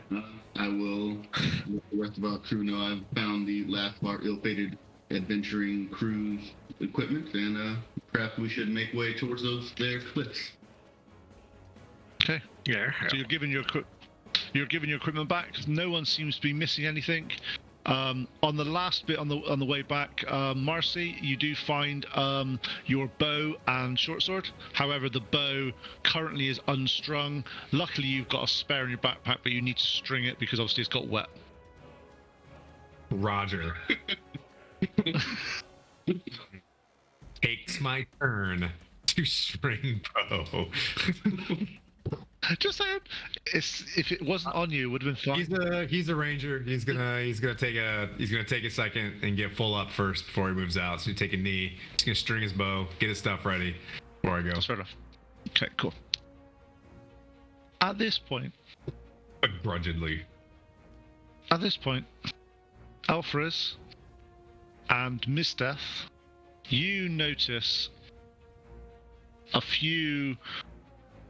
To your right-hand side, there seems to be a rocky, sort of rocks going down towards the sea, and you see some movement. Just with your passive perception, because the rest of you aren't that good. That gives it must be the crew. Hello there, crew. Finally, you made it. Where's Alistair? As I'm tying my bow, I'm like, oh god, I'm starving. Did they make lunch? Ew, I've never been so hungry. Captain Blackwood! Okay, as you start to all call out for your crew and shouting for various things, you start to see a good 6 to 8 shapes moving towards you. As they get about 120 feet away from you, you notice that they are small, goblin-like creatures. I don't recall any of the crew being that short except for the cook. However, they aren't... You guys have seen goblins before. You guys have reasonably seasoned adventurers. Even though you're level 1, you've done your basic adventuring 101. Pictures, this is a goblin, this is an orc, this is a kobold. So, however, these don't seem to be anything that you're familiar with. They definitely look goblinoid of some kind. Especially from the hobgoblin that we've got here, they definitely have the goblin features that you'd expect. However, looking at their face about 120 feet away, they seem to be complete no eye sockets at all. They seem to be blotchy with white sort of skin over their body. Their claws seem to be artificially long, about the same length as their fingers. As they're walking around, you see their tongue coming out and tasting the air. And when they hear you start shouting, they instantly sort of latch on to hear you.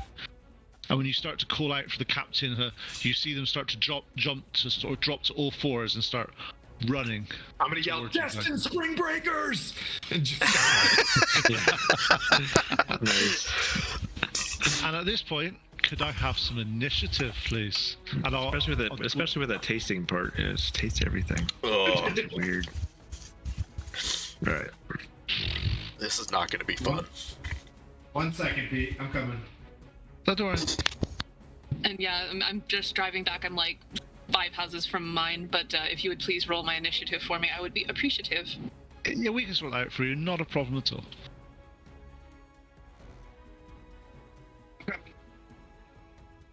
So, Oh, goblin. Gobbies. So, in the great fashion that is D&D, how many of you got 20 plus? I need a second. I was mapping. Sorry. So that's a problem. I know you're doing multiple things. It's fine. Don't worry. Sorry. Worst key grip ever. All right, there we go. One thing to bear in mind, I know you got your Minotaur there and it looks like a large creature.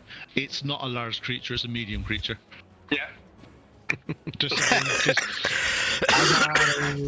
I got 21.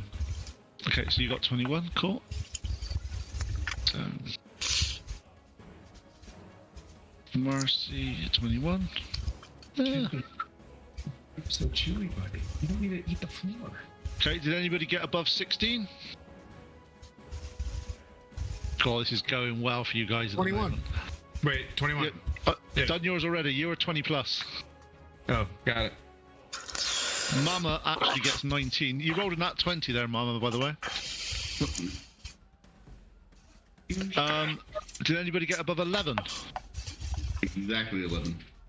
Okay, 11, cool. Lemon. Okay, 6 plus? 6. 7. This is not Kygon.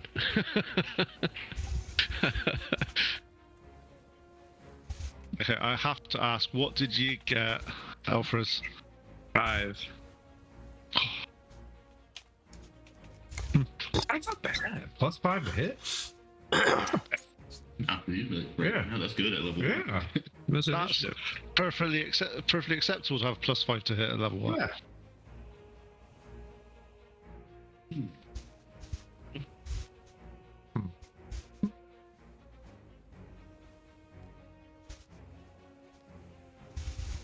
So how many minis have we got on the I've got 8 as requested, sir. I can pull them. Do you see them on the mappy? Do you have the zoomies? Yeah, I just do want to count them. They're in a line to the front of the debris, and I can move them back however you like. That's fine. They're the ones with the silver or with the clear bottoms. Cool. Those are the gobbies. Oh. Basically, they're goblin-sized creatures. They're just been reskinned just to be a bit more interesting, because otherwise they're goblins. Right. Shut it. Right. They're all saying, "Roll Tide! Roll Tide!" Who would have thought that Marcy is going first? There you go. Marcy, yeah. So, is my bow? Your bow is fine. Okay. I'm being nice. Is there a place, passive perception, where I can get at least half cover to my front and keep some cover to my back against the water? So as like a ranger, I just don't want my back to the water and I want. Is there a place where I can get, front and back cover, or primarily front cover is what I'm looking for? But if back cover, not so much, but front cover, there are some barrels that you can probably get down behind. All right, gonna take a barrel, and I'm just gonna send one at one of these creatures. Don't even want to negotiate. They did not look chill. I get one attack. Huzzah! Warduke die. Don't fail me, Warduke. Hail Warduke. That's a 15. Okay, as you knock your bow, you turn towards this creature. You gotta shoot like this. Expertly set your bow. However, they seem to be moving quite erratically, and it just goes straight past their head, and you missed it.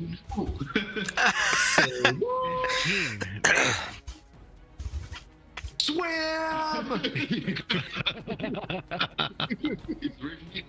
Get away. Yeah. I'm just gonna keep that level of cover and just kind of watch. Okay. I'm not gonna duck or anything. I want to keep my perception up. Okay, fine. So there's 1, 2, 3, 4, 5 of you. Mm-hmm. So I'm just doing some working out. So I'll just do them in order from left to right. Whichever order we're doing, we start on the left-hand side. I just want to throw out there, as my non-action talking, that was a really good shot. So you're wondering, yeah, just so you know, keep it together. Okay, so the one nearest, I think the hobgoblin, is there. It runs towards the hobgoblin. And the way it's running is literally very feral, bipedal. It's jumping. It runs up and it basically puts a slash, tries to sort of slash with one of its claws on you. All right. Oh, give us.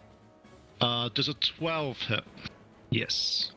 Okay. As you see that he comes up, he rakes across your shoulder as he hits, and he does a massive 4 points of damage. Ooh. That's like 40%. That's 40% on me. I'm going to have to adjust shields on the Star Destroyer on this one. He actually rolled really well, that one. Okay. I see that and I throw up next to me like, what happened to save it by Brian moment out of the shoulder? Mama, it is your go, if you're around. Sorry, I'm trying to wrap stuff for a bake sale tomorrow too. But okay, so how close is the closest goblin or goblin-esque thing? They're about the nearest one is the one that's probably just hit Ephra's. Yeah, the swap.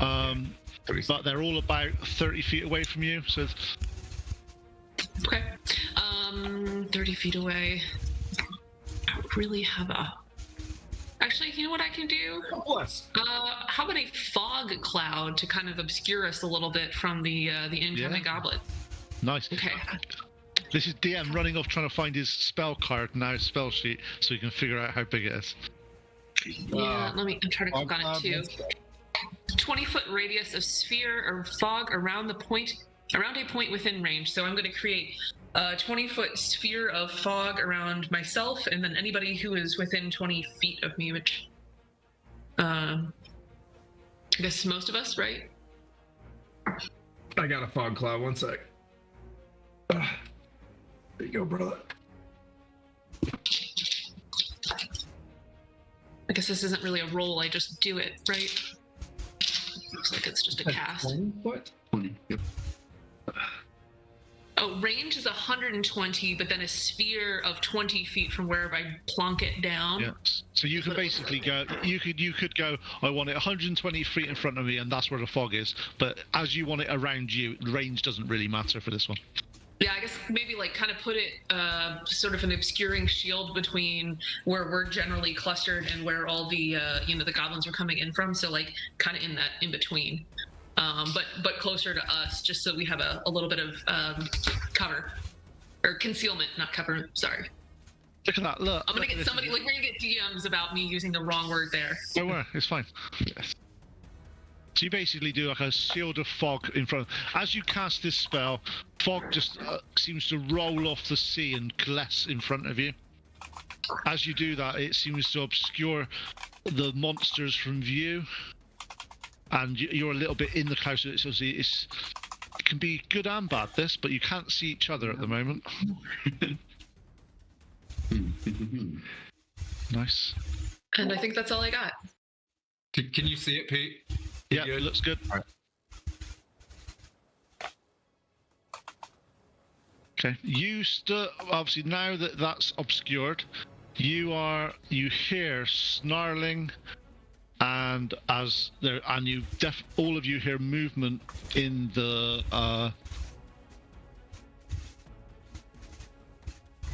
in the fog as it comes towards the next. Who's the person next to the hobgoblin? That was Mama. Ah, Mama. Fog's cast. You're just inside the fog. As you're there waiting, suddenly this whitish creature hurls itself towards you and tries to attack you as he goes over, and doesn't.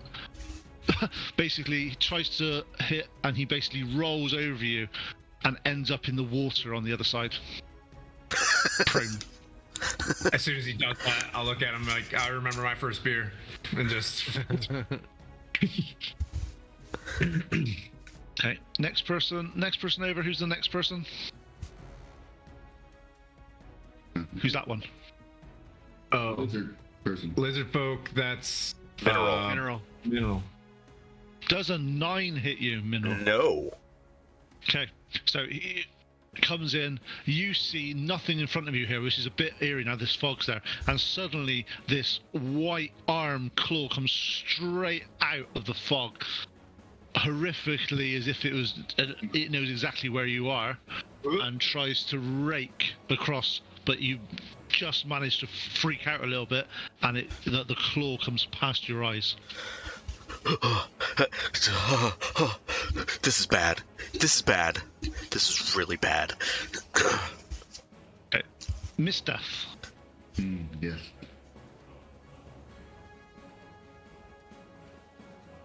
My turn? Yep, it's your turn. Seeing my compatriots struggle to land attacks on them, I'm going to cast Fairy Fire on the largest group of goblin-esque creatures. So for Fairy Fire, do you cast it on an area or do you cast it on a specific person? a 20-foot cube and anything within there. Okay, cool, that's fine. Just because obviously you can't see them at the moment, so you couldn't target them with anything. But you know roughly where they were because of the fog. Yeah, before it rolled down. Yep. I will cast that. They need to do a dex saving throw of 13, or anyone that tries to attack them will have advantage. Okay, cool. So those I reckon you can get those 5 that are not have gone towards the fog yet. You can get all 5 of them. Yep. So let's just do some dex saving throws. What's your DC for that, mate? 13. Okay, cool.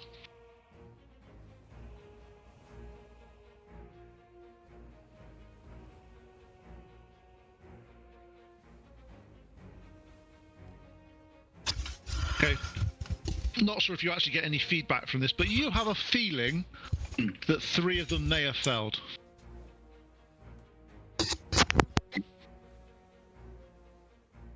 The fairies gave us a boon. Kill the. Is it a cube? Wouldn't the feedback just be the ability to see those 3? No, because they got fire on them, but there's still fog in between you. So when they're next to you, you get to attack. You basically get to attack with. Normally you'd have disadvantage attacking things in fog. This one you'd actually get advantage. You'd get it to cancel each other out. It'll be a straight roll. Yeah. Gotcha.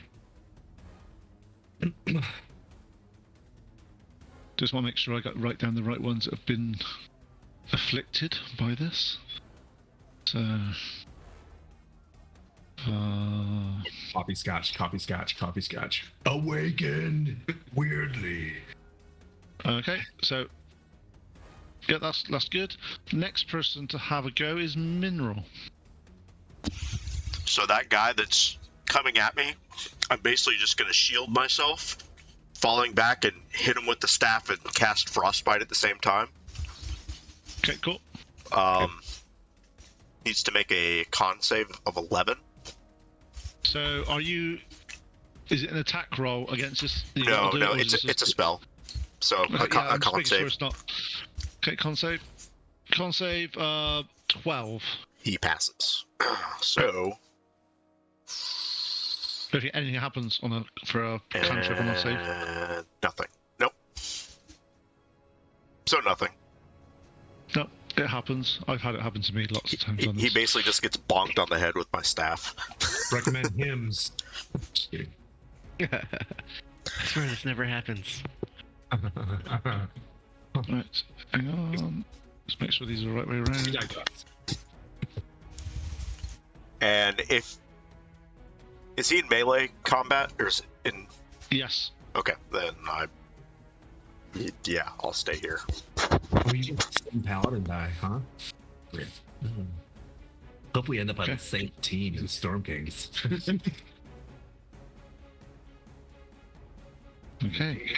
So next time, there's 3 of the creatures run into the fog. Unless you want to do a movement or anything, Mineral. You stay where you are? No, I would have to take an opportunity attack, and I'm not. That's fair enough. That's fair enough. So Yeah. you hear 3 movements coming into the fog, and as you are now, these are fairy fired. As you start to see the people that are on the left-hand side, make sure I get the picture. So you've got, I think it's who's next to the lizard folk. I think I am. Oh, Mom and the Minotaur and you. Yeah. yeah. I'm behind a barrel next to him. He must Okay, have yep. walked right by the barrel. Right. I'm like, he's like to my left. Like, Okay, this is a very eerie sight now. Fog is in front of you. You can't see that much in it. However, there's 3 creatures that are running through the fog that seem to have sort of fairy fire licking up their arms and stuff like that. So you see these glows of creatures coming towards you and out of the fog, as if it's pretty weird. Now, first of all, the one that goes past you, Marcy, you see it look to your side, start to taste with its tongue, as if it's not using any sight at all to see you. he's really still like I'm a statue. And it tries to do a claw as it goes past you, but it misses. Okay, that worked. And I'm just gonna hold really, really still. So, next one. Who's the person next to Marcy? Is that the Minotaur? Or is there another, or is there is Missteph there as well? I'm far right past them, so Minotaur, and then I'm past them. He's in the flank. Yeah, he's the green guy. Okay, cool. So, Do you want Minotaur. me to zoom in for you? No, it's fine. I just can't. I just don't know the minis for people yet. It's that Oh. classic. I know there's minis. I just don't instantly go, that's that person at this moment in time. Okay. How dare So- I not have my pointer? Next one runs in and starts to attack the Minotaur and fells drastically. As if they're not the most proficient people at fighting these. They seem to be more on sort of instinct and feral ability. So the next one is Ulysses. Ulysses is gonna cast Mind Sliver on the one that tried to attack him. Ulysses. That's an intelligence save of 13. So is that a reaction you've got to cast that?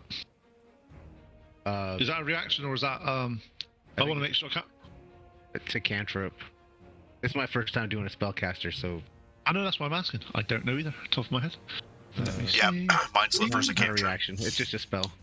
It's cantrip, cool. So is it intelligence saving throw, is it? Right. Of 13. Let's say in all certainty he couldn't have rolled any worse. Okay. So he will take 4 points of psychic damage. Cool. Big money. As you basically concentrate on it and you do this mind sliver, it takes,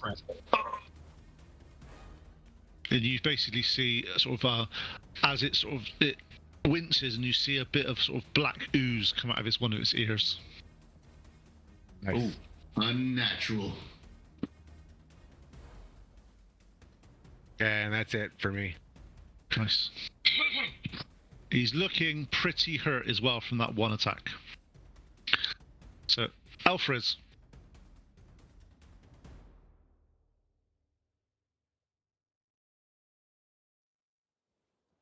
Yeah. You're muted. You're muted. Sorry, but I did it again. So I do it all the time, don't worry. Yeah, all the time. So I do have my crossbow. I was gonna get the one that I can see in the fog. That's like pretty much just right next to me. Yeah, you can see that. My crossbow. There's one that you can see that's there, and because of its very far, you get a flat roll against it, shooting it into the fog because you can just make it out of it. So Yeah, if you I can could see it. give. All right. We'll shoot that one with my crossbow.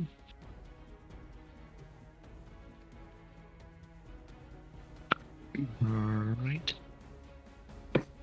There's a 12 hit.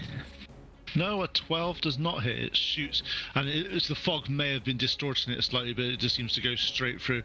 And this fog's quite cool. As you fire it through, you see like a hole appear in your arrow, and then it sort of closes up as the arrow's gone.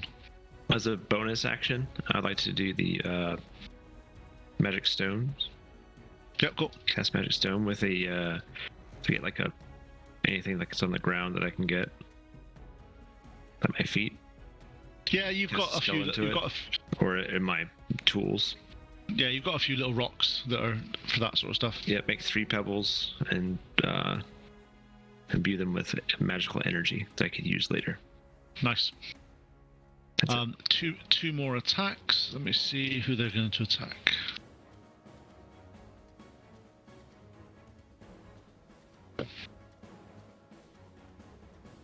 Okay, Mineral. What's your another one seems to be running towards you. And does 11 hit? It does not. Okay, he claws in and doesn't see you. Next person is Miss Death.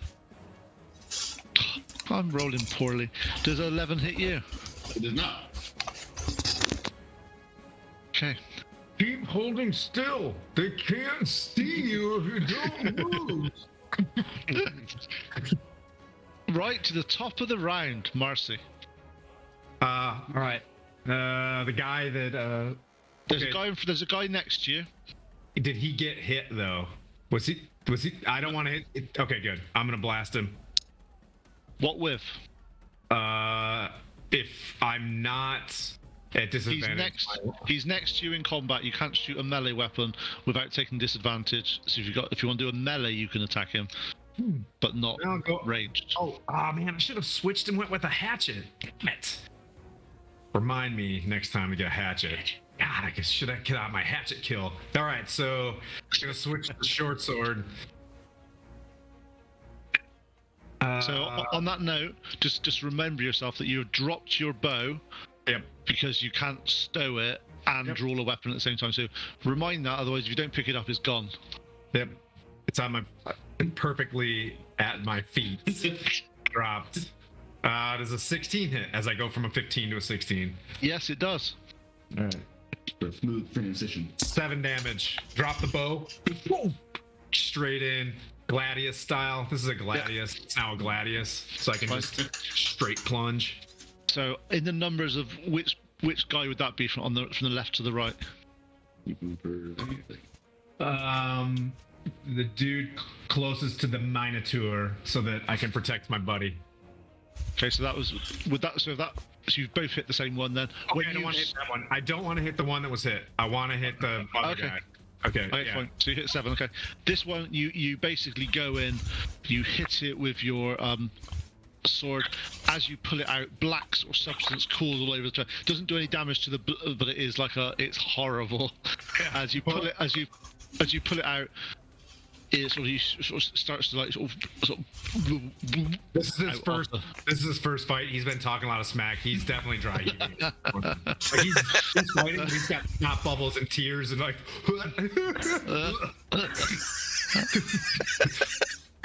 Okay. That's the curveball. Yeah. the first one on the left hand side, which is he alive still? Yeah, he's still alive. Just like literally that much. That much. What'd you do? The one that's fighting the hobgoblin Yep. tries to attack and falls over and headbutts the ground. Good. Let's just say I'm rolling so many ones tonight. It's not funny. Can I take an action and spit on it as it's on the ground? You can take an action if you want, but bonus action no. Oh, okay. Never mind. No.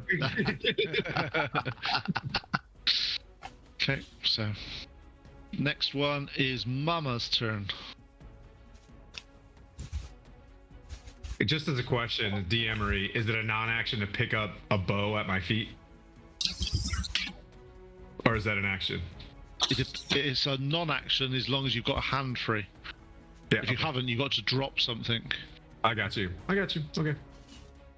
Classic setting off. Yeah. All right, sorry, I don't have the Pick it up. It's a terrible way to talk about it. I need to like bring up the like the other screen on my phone or something because I can't see. Am I close enough to anything that I'm in melee range right now? Goblin behind you. Yeah. Yeah, there's one. Was that- Basically, he's actually prone. He should be prone. The guy that's fallen behind her. Basically, there's a goblin that ran over you, tried to attack you, stumbled, and then face planted in the water behind you. Oh, I can do this? This I plant a mace into its skull. Okay, you get advantage on your attack roll because he is prone. Okay. Let me see. I don't know. How do I do advantage? Is that just like +1? Just roll Yeah, you two. basically. That's one. Yeah, so basically you roll 2d20 plus 4 for your attack.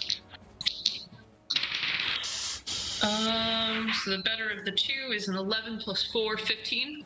Okay, yeah, you try to hit it, and you basically it's squirming around on the floor, and you seem to miss on that attack. Okay. I think that's all I got. You know 15 misses. You know 15 misses.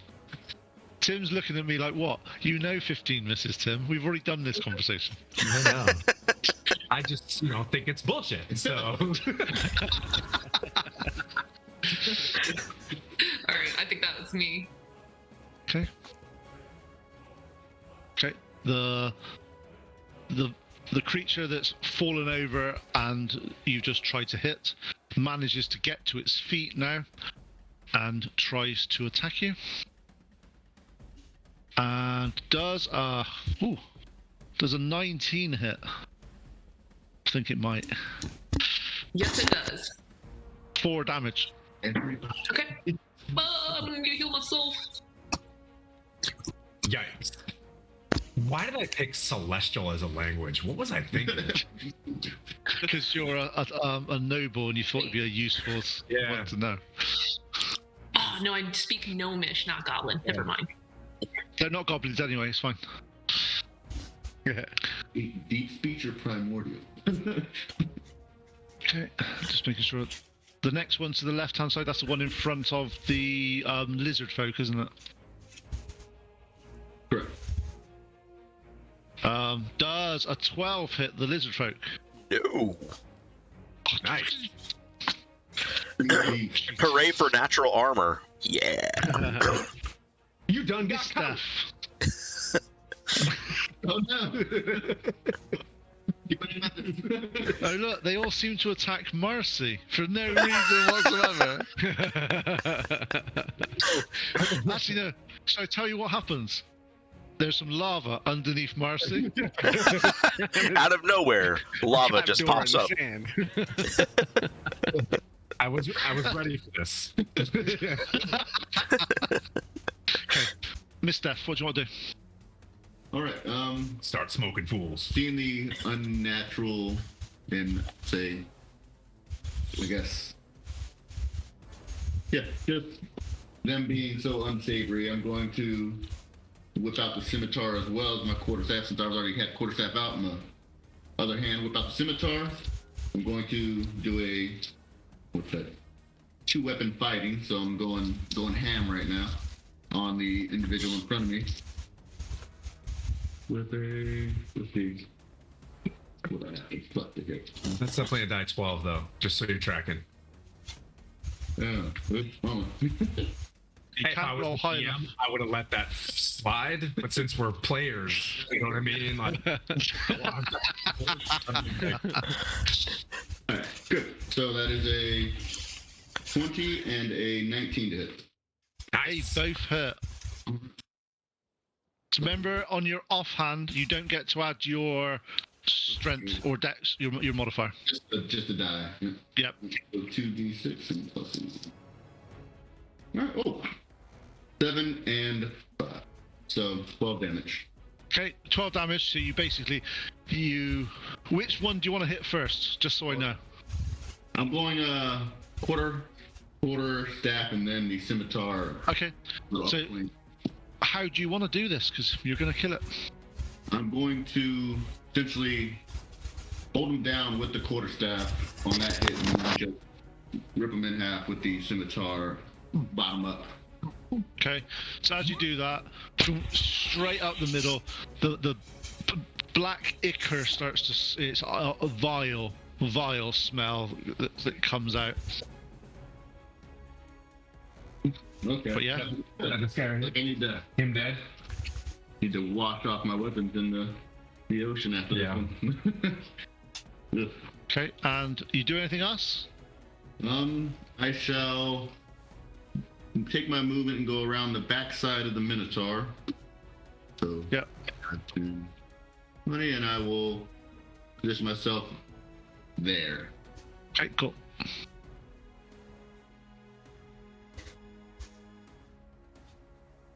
Okay. D12. So now, Mineral's turn. I am frightened. Not with the. I'm scared. So I am just throwing caution and just casting. I'm just the things that are trying to hit me. I'm just like closing my eyes and hitting it with the staff and casting frostbite. So. So it's dexterity saving throw, isn't it? No. Con save 11. Con save. Con save. No, that one fails. The one that's in front of you. And he takes 4 cold damage. And he has a disadvantage on the next weapon attack. Nice. So, yeah. Okay. So I would this use point- my bonus action, but that would be gross. And I'm too afraid to do that. I got a crime. you mean you don't want to bite it? No, I don't.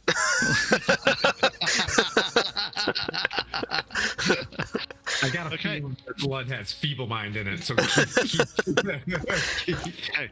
At this point, there's the three that are injured now, which is in front of you guys. You see them start to sniff and smell towards the left-hand side where their fallen comrades just been split in half by the scimitar. holding very still with my sword. Yeah. And they start to, their tongues come out and they're tasting the air. And they sort of like, this one looks right at you, Marcy, and he's tasting.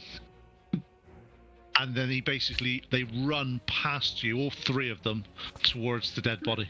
Shooting attack! Anyone that has a melee weapon out that is against those 3 do get an opportunity attack. Opportunity! Misses! If it's 16. I 18 missed, yeah. with a staff. Yep, cool. Anybody else there? Yeah. Said 3 of them. Yeah. Roll a 16 plus 4. 23, baby. Get him, mama. I guess it depends Okay, which so- you're moving. So first of all, the one that you hit, mineral, roll damage. That was 7 bludgeoning. Okay. How do you want to do this? I see it and I just blindly just swinging and just knock it straight in the head. And Okay, as you do that, the head caves in and blood sort of like out of the top and basically starts to drip down its side. As you do it, you're closer. The smell that comes out from this creature dying is repulsive for you. I throw up. Oh, he throws up, and now I'm really wretched. Oh man, so much to collect after this. Oh my gosh, can't wait. So excited. Who else hit? Who else? I got a dirty 20. Yeah, cool. And Mama as well. Did you get? What did you score?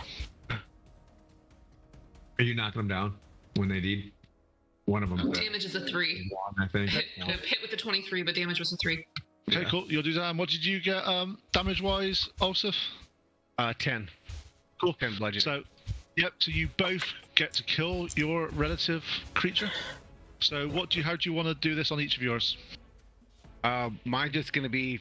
I'm using my quarterstaff. I'm just gonna whack him in the back, like right in the middle of the spine, like fold him in half.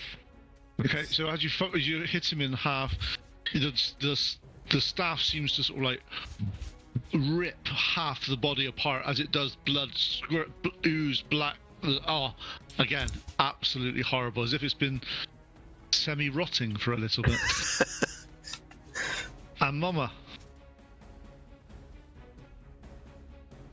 We're gonna pretend that this is my axe, and I just like straight up baseball. Okay. And as you do that, lop off its head. as you do that, the head flies off in a direction, and the ooze is and then just stays up for a couple of seconds, and then just drops to the floor. And if your question was, did I literally just reach inside like the front corner of my garage and pull out a blacksmith, like forged spear? The answer is yes, and there's a second one in there too. Nice. Nice. That's 4 of them are dead now. Osis. Mm-hmm. What are you gonna do? It's your turn. Oh, It's smelly, is all I have to say. can I see any of them still standing? There's 4 of them, but I'm not sure if you can actually see them from where you are now, because I can't see. I think they're in the fog, or they're to the left-hand side. And Marcy is probably the one that you can see because it's right next to Marcy. Yeah. 2, Okay, so I can see that one. 3. That's it. 3. You say there's There is- 4? This guy, he's still prone. I thought I had 4 left. Yeah, the other guy's prone in front Yep. of Hobgoblin. All right. Do you want to remove the ones that are dead, because then you know which one's prone. Hey, I'll be right back. Sorry. Okay, cool, no problem. All right, I'll mind sliver the one that I can see. Okay, so is that an intelligence saving throw? Yep. Yeah, AC 13. 13. So that means he fails, right? No, he passes. He passed on this. Oh, lame. If you meet, you pass. Okay.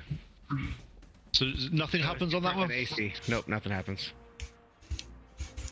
So AC if you meet, you pass. DC if you meet, you or no. It's defender. If the defender meets, it passes. Is Okay. on DC. Gotcha. Okay, so we'll do Ephra's in a second because he's obviously disappeared.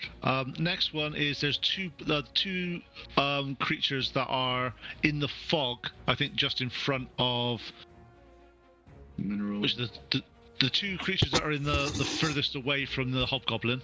Yep.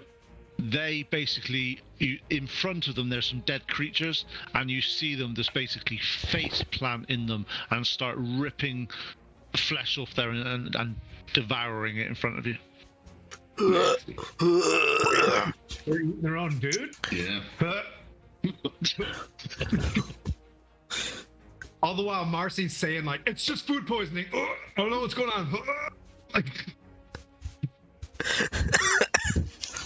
he's trying to play it off. Mama's giving the quick, like, it's okay, honey, you'll be fine. Don't. I'm fine. Ephra's, it's your turn, mate. All right. In Cool. front of you, where I'm just making sure where you are. There's where the creatures have just been killed, and they collapse to the floor. The creatures that are behind them, instead of going to attack you guys, seem to be basically ripping parts of these creatures off and devouring them in front of you. Ooh. There's like eating each other. You're taking HP. It's Yeah. HP. Start. Gonna throw a pebble at my magic pebble at the nearest one. Okay, cool. Should be within 60 feet. So is that an attack roll? Yes, this is an attack roll. You get a +5 to hit that. Oh no! Oh no! Did you just roll a 1? I did. Oh, great! I love ones. Yeah, Who's near? I did. No, unfortunately, it's the way I normally roll with ones, just to let people know, is if it's a range attack and there is someone in between, there is a chance that it will hit them. However, there is no one in between you on this one, so you actually get away with it. Just to say, just remember that for if you are playing melee characters and there's ranged characters behind you, if they roll a 1, there is a chance. It's not an automatic hit, but there is a chance that they will hit you instead. All right. Or it's like when you try to throw something and it flies out of your hand as you throw it back. I generally don't do that because it gets nasty. Fast and hit him straight in the face. Yeah. Yeah. So you do that. You lose your pebble though. Your little magic pebble is gone. All right. It's gone. It's an artificer. You make more pebbles. Yeah, I got 2 more left. Okay. Okay, I'm done. Useless on that turn. Sorry. That's when we're back to the top at the start of the round. Marcy. Okay. Anybody in melee? The dudes that ran by, they're not in melee. Yeah, I've got one in melee still. Chewing. Yep. Yep. I'm gonna hit that dude chewing. Okay. Nat 1, baby. Okay, you go in to hit them with your short sword. The smell, though, is a little bit overwhelming, and you've been retching a lot. And as you do that, you forget to have the relevant pressure on your sword handle, and you go into attack, and it flies out of your hand and hits the ground behind the creature.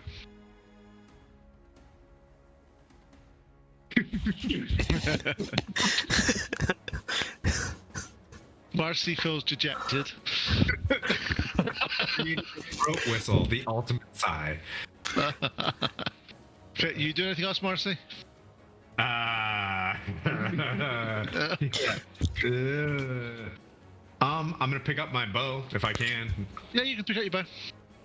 I'll pick it up. Just you and me, Steve. Okay.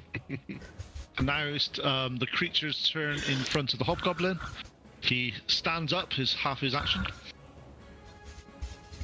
You see him sniffing to the left, but it's a little bit too far away for him to run towards on that, so he tries to attack the hobgoblin and rolls a 19. Uh-oh.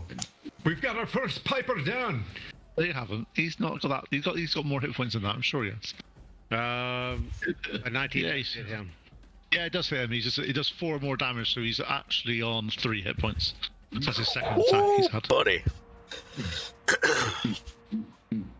That's what Chris. We'll remind him of that. We'll remind him of that when he gets back that he's on 3 hit points. I'm sure he'll be happy. Mama, you see your friend Hobgoblin on the left-hand side being chowed, sort of like raked across his chest, and sort of the blood is sort of starting to flow. All right. Let's see. And I'm within melee range? No, you'd have to move a little bit to get to melee range with the hobgoblin, but not you'd be safe away. You won't be near the bad guys from what I can see in this angle. There is one right behind her, though. There's one right behind her. You could move to there's a guy behind you in melee range. You could move one to the right. Actually, I don't think you're close enough then still, are you? No. Yeah, there is a guy in melee range with you at the moment, so you would get if you move out of that, you would get an attack of opportunity, or you can just deal with him. And just let this person know. Damn it! I'm lucky. Crap! I could have used the lucky trait on that shit. Damn it! Come on. How you can't. Oh, you're a halfling. Did you not forget that you're a halfling? Aw. Okay, I'm gonna go ahead and just swing away at this dude that's in melee range behind me. Yep. So, it's not advantage anymore because he's actually up, so it's just a single 20 to roll for the okay, 120. 14 plus 18. Yep, that hits. Okay. Oh, if not 86. Oh, like a lot of 4. 4. Yep, cool. He's still up, but he's smashed it on the side of the head, and sort of black ooze is sort of dribbling out of its face. Nice. Okay. Alfred, just to let you know, you took another 4 points of damage, so you're on 3 hit points now. You're muted as well. You see, he cursed me and muted. It was great. It's fine. Yeah. I have ever played with in my life. You're still muted. He's like, I don't know how to unmute. I need to do this. Maybe the creature hit his vocal cords. Oh, there we go. Oh, yeah. Nice. Right. Okay, we'll get back to you in a minute once you're there, so don't worry. I didn't want to curse, on stream. That's what it was. Yeah. Yeah, your eyes tell you that story. Yeah. Okay. So next one to have a go is the guy that you've just hit, Mama. And he rolls a 21. Ooh. Dang. And 4 points of damage to you as he rakes across the side of your face. These guys do a lot of 4s. For me, scar. No, it's because I always leave average damage from my monsters, so I don't have to roll. Otherwise, it just takes too long to do things. That's fair. Yeah. Well, I know what I'm doing next round is I'm going to heal myself. Next one, Miss Steph, your turn. Right. Seeing that take place with the cohorts taking damage, I can only save one, and I see Mama prepping a spell of her own. I will cast all caution to the wind and essentially leap over this hobgoblin, or goblin of sorts, to the hobgoblin, and then take opportunity attack from that guy. Okay. That's what he wants to do. Hopefully it doesn't have. Does a 12 hit? It does. Oh, 4 points of damage. Hits with the claws of 4. Like I gotta say yourself now. I'll cast Cure Wounds and be like, not on my watch. And Okay, so you can move one more step forward, so just make sure you're past that guy. oh yeah, out of That's Wait it. a minute. These are destined tourists? They're the White Claws. what? The White Claws. Oh, get them. The White Claws. So, Hobgoblin takes 8 hit points back. You gain 8 hit points. Sorry, you do not take 8 hit points. If the hobgoblin took 8 hit points, it would be dead. Yes, you are healed. Alfred, you've healed for 8 hit points. Nice. Let the nature flow through you. And then How's that feel? Appreciate it. Thank you. And Minro, your turn. Seeing the guy, those dudes are chowing down on their friends right in front of me. Yep. Yeah. I not have anything to do with that. Just coming down with my staff, and that's a nat 1. Okay. Aren't you lucky? Are you lucky? So the guy in front of you is chowing down. You basically pick up your staff to hit him. As you fall forward and you hit you lose your hold of your. That's to go.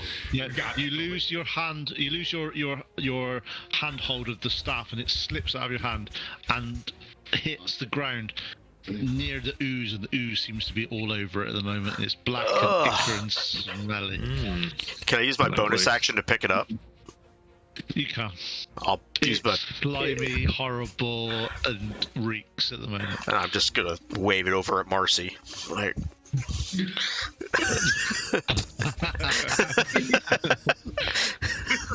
I'll clean it off for you. Food poisoning. Okay, and it's Ulysses' turn. Ulysses is going to. Yeah, he's gonna stick with what he knows. Actually, no, he's gonna do an Eldritch Blast. that's what I'm talking about. You gotta do Old Faithful. Shadow Clone. That's right. He's gonna do it on the one that's over hanging out with Mama. Okay. That's fine. That's a good one. A good one to shoot because he's out of the fog. Ooh, that's a 23 to hit. That just about hits. Can you describe your Eldritch Blast, please? Because this is the first time you've used it. Oh, yeah. Yeah, it's just like a crackling like line of lightning, like static electricity looking. Straight up Mountain Dew. Cool. Like, you see, and it cracks him straight in the middle of the head. Can I roll some damage for it, please? Is there any plus for that? No. 2. 2 points. There is if you've got the incantation, but I don't think you get that at level 1. Yeah. So it's level 2 you get your incantation. So 2 points of damage on the one 2 next points to of Mama. damage. Yeah. Okay. Yeah, you see it sort of hit the side of its head and crack, and blood sort of splatters a little bit, or black ichor splatters a little bit. However, it's still up and it's still looking quite angry. Alfrez, your turn.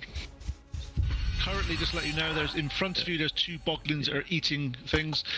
There was a staff that momentarily was there and then wasn't. For some reason, it disappeared. Don't know where it came from. And then you've got one of them that is attacking the hobgoblin and one that is attacking Mama. Okay. So one that's attacking Mama's probably closest to me, right? Yes. Okay, go after that one. With my pebble. Okay, so throw your... Yep, where you are, yep, throw your pebble. In front of you. Actually, no, you're the hobgoblin. You've got one Yeah. right in front of you. Quick Right in front of me. But if you throw your pebble on that, it'll be disadvantage to attack. Actually, because you're actually in melee combat, you've got disadvantage on throwing stuff anyway. Okay. So, But like, what about flick it? Okay. same thing. Unfortunately, the way I disagree with it myself, but it's they basically say because melee, you're dancing around and trying to not get hit, it is hard to aim. Okay, disadvantage then. On the one in front of my face. Don't look at me like that, Tim. He hasn't got sharpshooter with his pebble, 15. okay? 15. Disadvantage 15. You fling and it just misses. So it catches the side of its head but grazes off. It doesn't actually do any damage. Okay. Yes, keep eating, kid. Right. Now, the 2 boglins, the 2 guys that are in front of them, they finished eating what they want to eat. They look up at the 2 creatures in front of them, and they rush into attack. One would, from that, I reckon one's Marcy and one's Mineral. Is that about right? Yep. You seem about right. Yep. So, can I ask a question? Did I find both of my short swords? Yes. Tight. So, Marcy does a 17 hit. Oi. 4 points of damage. Oh, man. Okay. Mineral does a 18 hit. Yeah. 4 points of damage. Ugh. Like they both claw right across each of your chests. They've stepped forward, by the way, so they're actually next to you guys now.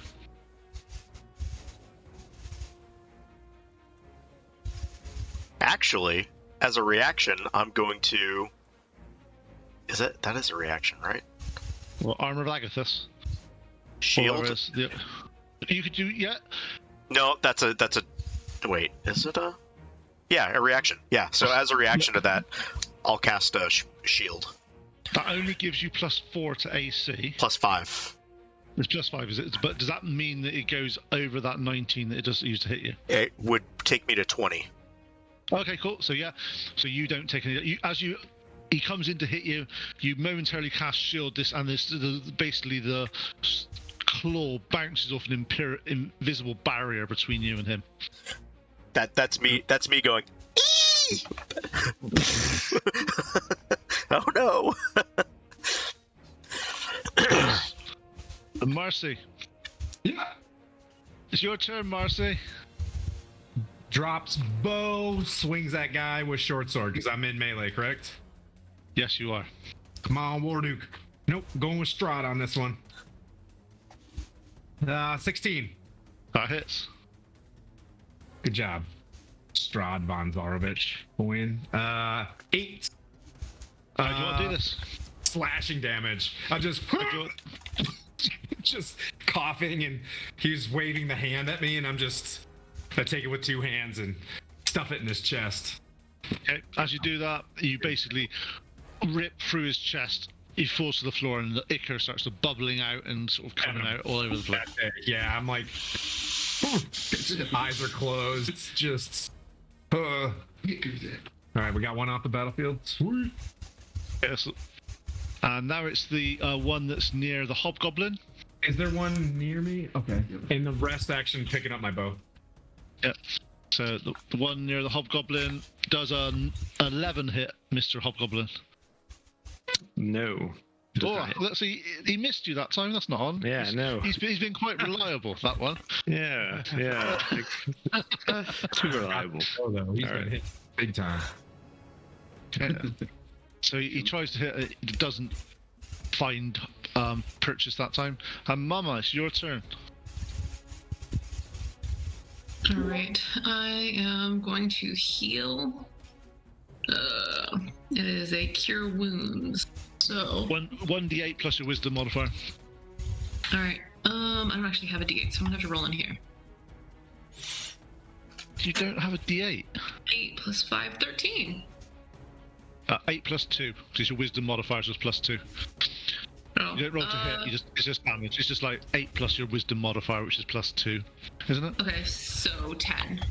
Yeah. So you basically heal yourself for 10 hit points. Cool. Okay. Dang. Jazz You- hands. Kadoosh. That's You what see you get Mama- for having healing that tastes like chicken noodle soup, okay, kids? Need Picture, some of that like- chicken group over here. Like potions are all chunky, like as you drink them, you know, like. I'm just it's all Also, when you do it, just to bear in mind, 'cause obviously it's your first time you're playing a cleric and you're playing a cleric of life, you have an ability called Discipline of Life. So basically, whenever you restore hit points, that creature gains an additional hit points equal to 2 plus a spell level. So you casting that spell, you would have actually have healed the person 13 damage instead of 10. Just to bear it in mind, it's actually quite a useful ability. And you basically, so you kiss the back of your own hand to go, I'm okay now, and then you.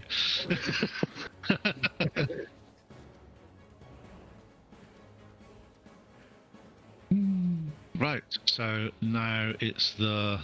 Let me just make sure I'm looking at the right image. There's still a boggler. There's still a creature behind our wonderful little cleric there that's just healed herself, and he tries to hit you again. 11.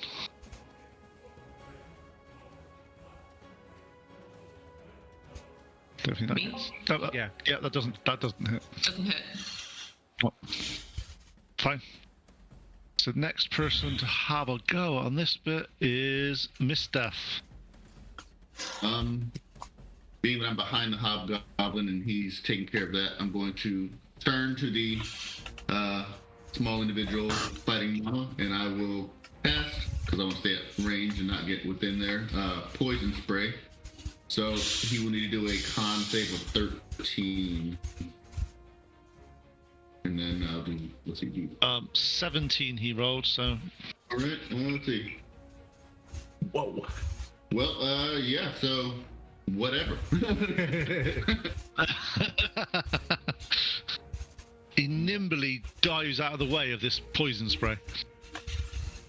As it disappears into the mist of the ocean. Okay, Ulsus. Ulsus is gonna go back to his mind sliver on that same one that's threatening Mama. Okay, cool. That's So that's DC 13. 12. So Nice. fails.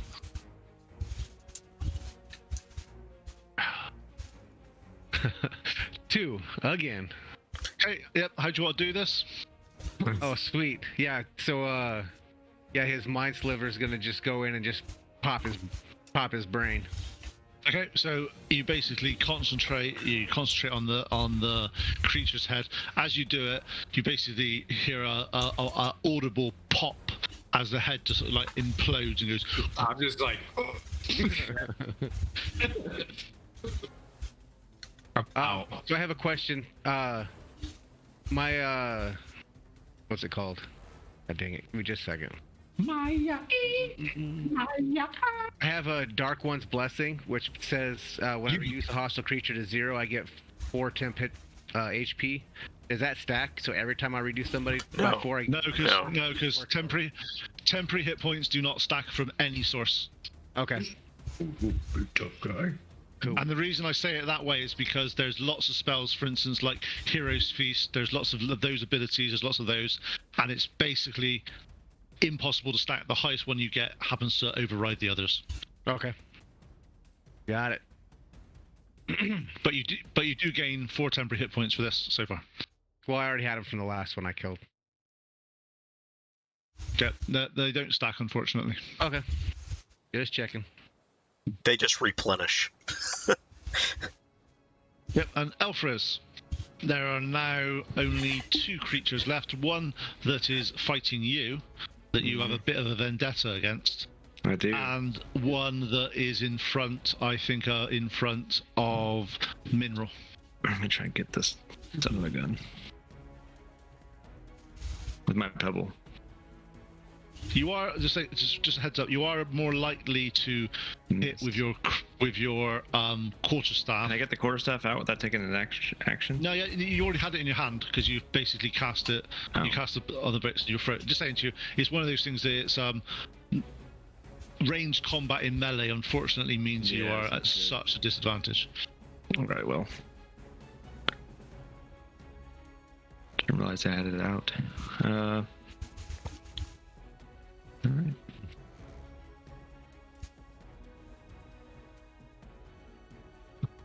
One.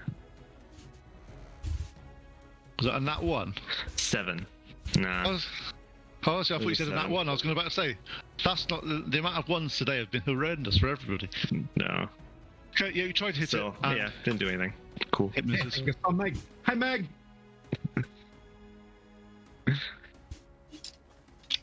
Alright, well, that's it. Okay. Yeah, I'm done. Was my daughter behind me then, was she? Yeah.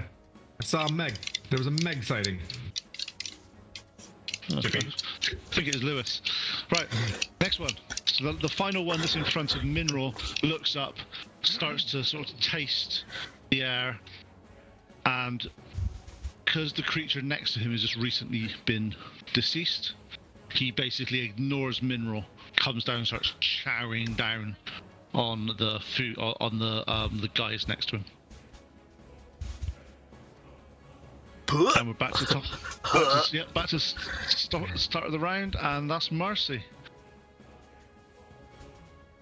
Okay. Can I get to use my bow again? Alright, there's one still standing.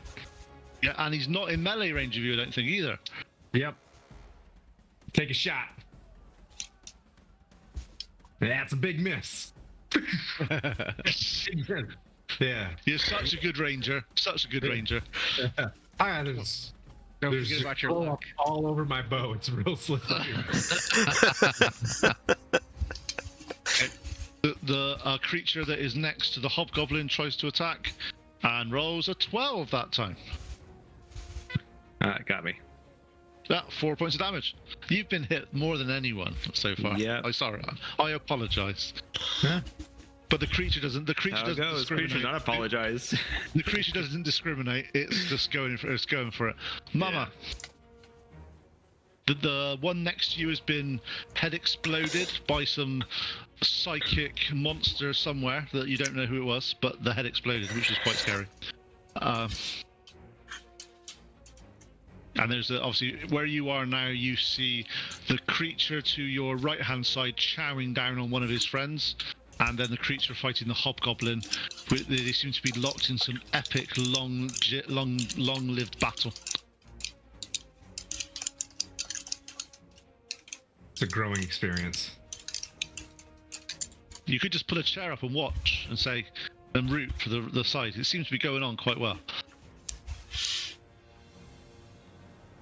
What do you want to do, Mama?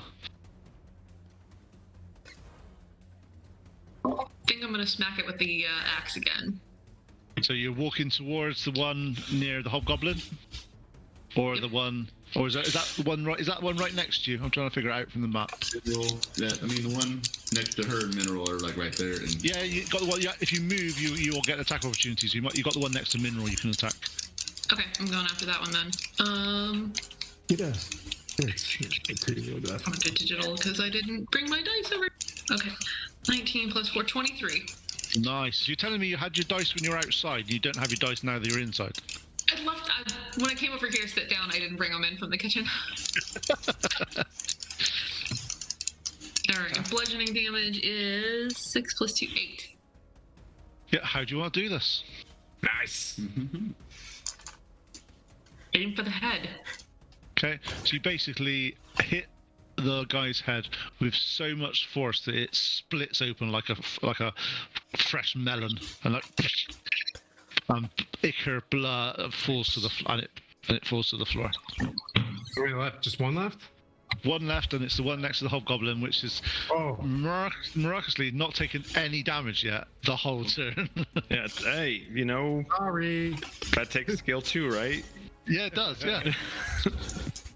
Miss Death, your go. Seeing the ineptitude occurring in this fight, I will in my own hand and approach the hobgoblin and his foe. I will continue with the 2-weapon fight. So I will. Ooh, okay. That is a nat 20 and a 21 to hit. That misses. And then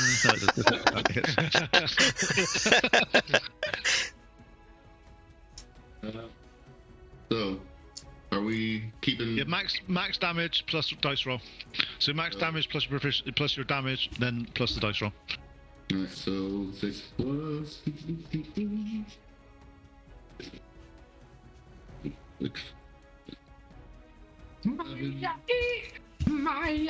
Alright, stuck in 13 my head now. damage onto How much damage? creature. 13. Nice. Is that with your scimitar?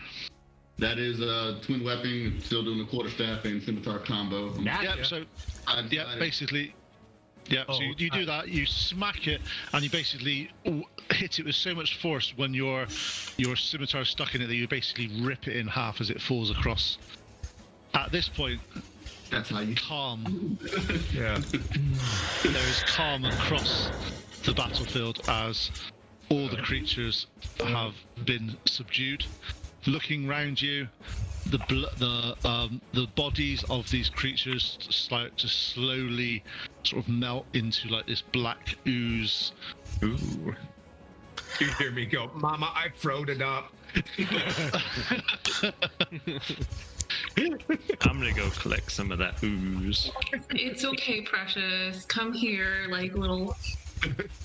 Get a towel and sort of wipe his mouth off. It's okay, nobody saw. I basically just get on I get on my knees and I just start praying. Just like it was a bad idea to come on this trip. A bad idea. This is just bad. Things are only going to get worse. You got to start somewhere.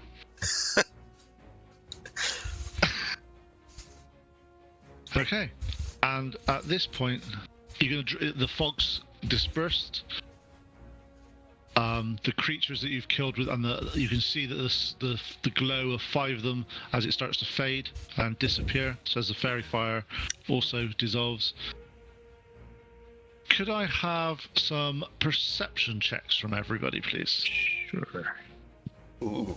Nat 20, baby. It's a big we old don't do. big old 7. That would be 26. 6. Right back.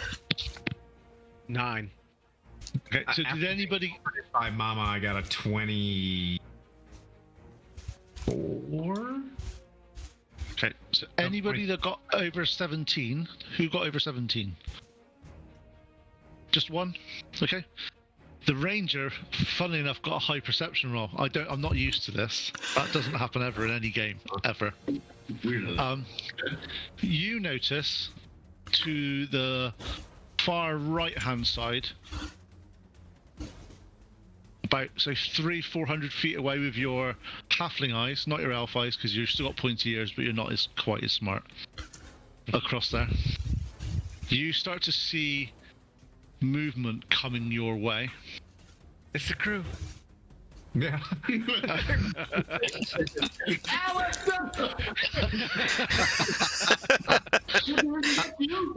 And also, when you're scanning around, you notice underneath the light at the bottom of the cliff space a dark entranceway that looks like it's some type of cave.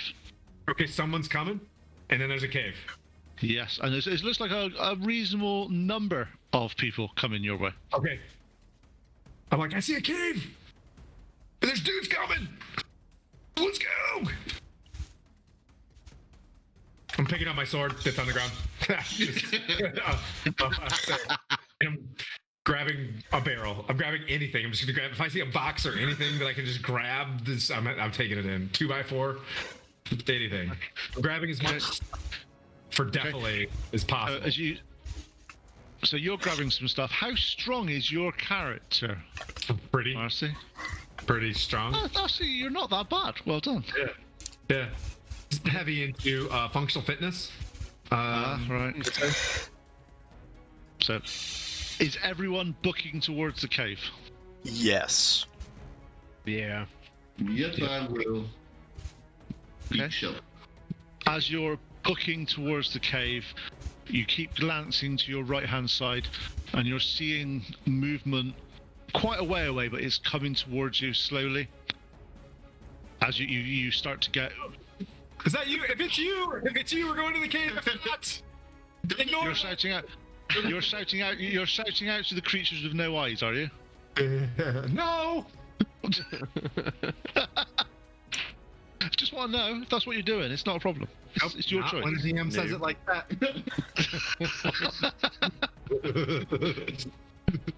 Defo not. Okay, as you're getting towards the cave, just as you get to the cave, you look at the right-hand side, saying that they're about halfway towards you. At that point, we're going to just drop for the next act, which would be Act 3, and we can have a break for 5 minutes. All right. Sweet. All right. We'll be back at 5. We survived.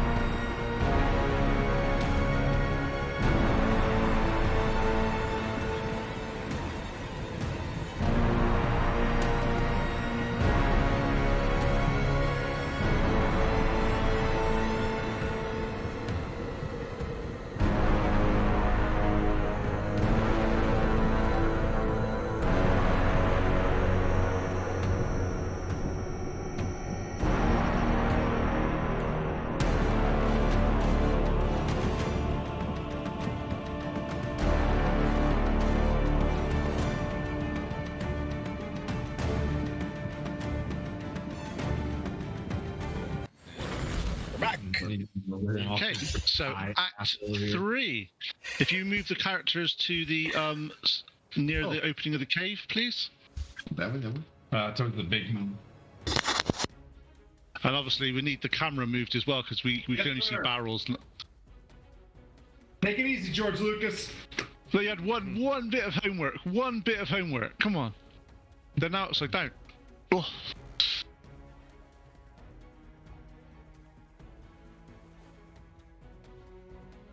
Okay. I'll keep moving it. Oh, wait. Okay. 1 sec. Cool. Is anybody else getting drunk at this point? Now I'm puking too. Shouldn't have done that. Here, I'll just do the cave. How about that? Is that okay? Me drinking. Do you mind if it's the whole cave or just the entrance? I don't No, want that's to- fine. That's fine. That you can see what you want to see at this point. That's not a problem. Okay. Okay. So as you start to look into this cave, the cave is about 45 feet wide, 45 feet. It's a bit of a crawl space to get in, especially the Minotaur. You'll definitely be on your knees to get into the room. It opens up to 10-15 feet, but the actual entrance way looks like it's only about 5 feet. It looks like it may have been one of the caves. As you start to crawl through, you look around. Anybody with nature, can I have a roll from you, please? I've got Nature. I think I got that. 7. For fuck's sake. Heals. Better. 15. So what was that, mate? 15. Nice. The druid in me. Oh, I got that too. Did you roll badly? I got major, but I rolled a 5. Okay. So as you start to crawl in here, and you're all into this space, you're looking around. Miss Death looks around, and on the wall, about a foot up, you start to see a line of seaweed. So the water will definitely get inside this cave. You just don't know how high up it is actually going to go. However, when you look outside, you start to see a small group, I say small, 10, 15 of those white creatures slowly sniffing and trying to get across the beach about 200-300 feet in front of you. Do they seem to be interested in us or the dead compatriots that we left? At the moment, they're still sniffing around trying to figure out what's happening. They've not made any beeline towards you or them at the moment. Then knowing that they can't see, so their other senses must be heightened, I will whisper as, I guess a loud enough voice for just the ones near me to hear. We're all gonna be underwater soon if we stay here. We gotta get out. Interesting fact, I'm a natural explorer with coast as my fucking expertise. I should probably know that.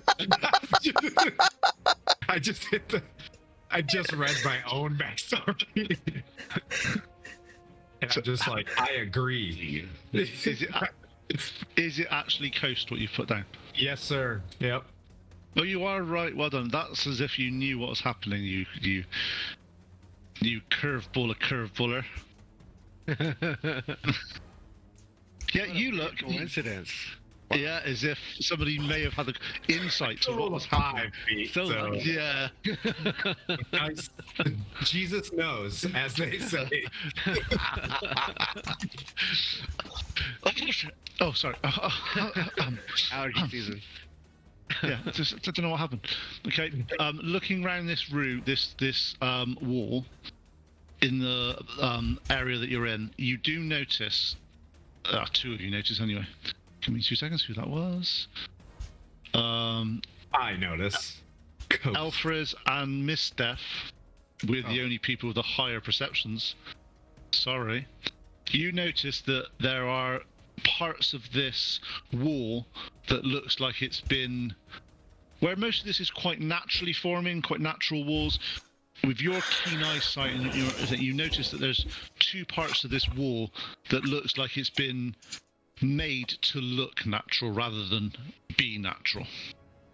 And one being versed in the natural, I can definitely see that is very unnatural.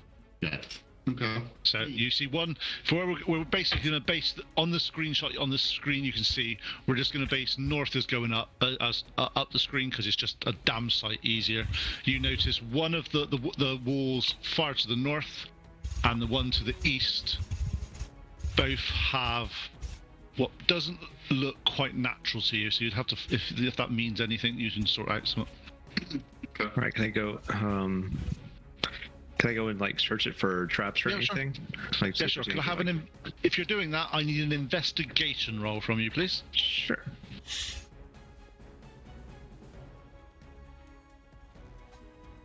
18. Nice. Which wall are you looking at? The north or the east? The north. Okay. So as you start looking over this, you start to see where the seaweed has come up about a foot or so up the side. You start to look on this and you see that there's a clear line where the seaweed has actually gone past part of it. So you start to put your fingers around there a bit and start to move. Could I have a strength check from you, please? Oof.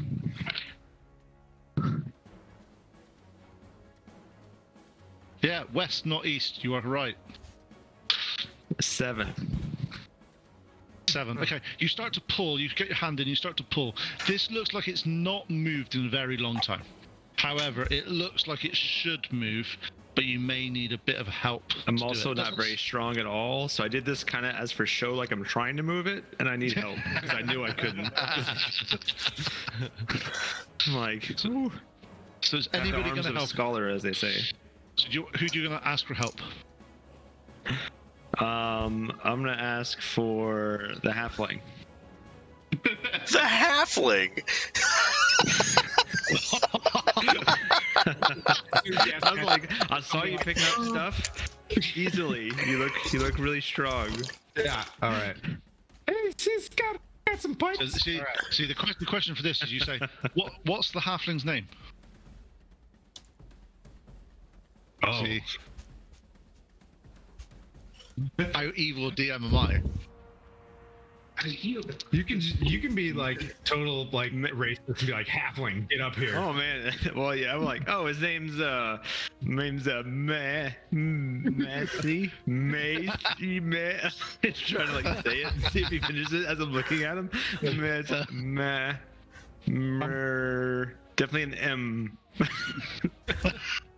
It's what am I doing? I'm moving the seaweed. You're trying this wall, this like fake wall. Can I have a strength check from you, please? 17. 17. Yep.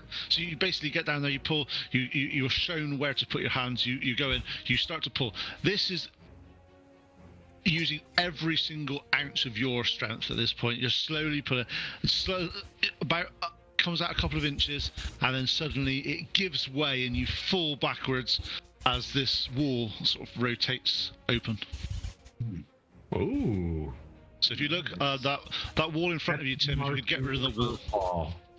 Yeah, you managed to curve the wall.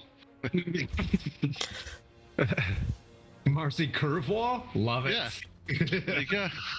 I gotta give you a nickname at some point, you see. So do you want to get rid of that wall?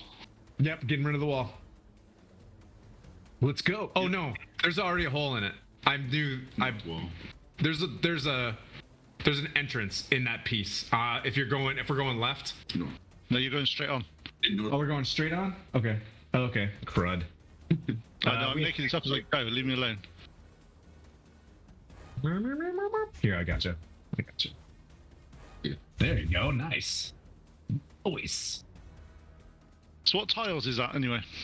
I gotta get on Etsy, but this is like 31 for this whole thing.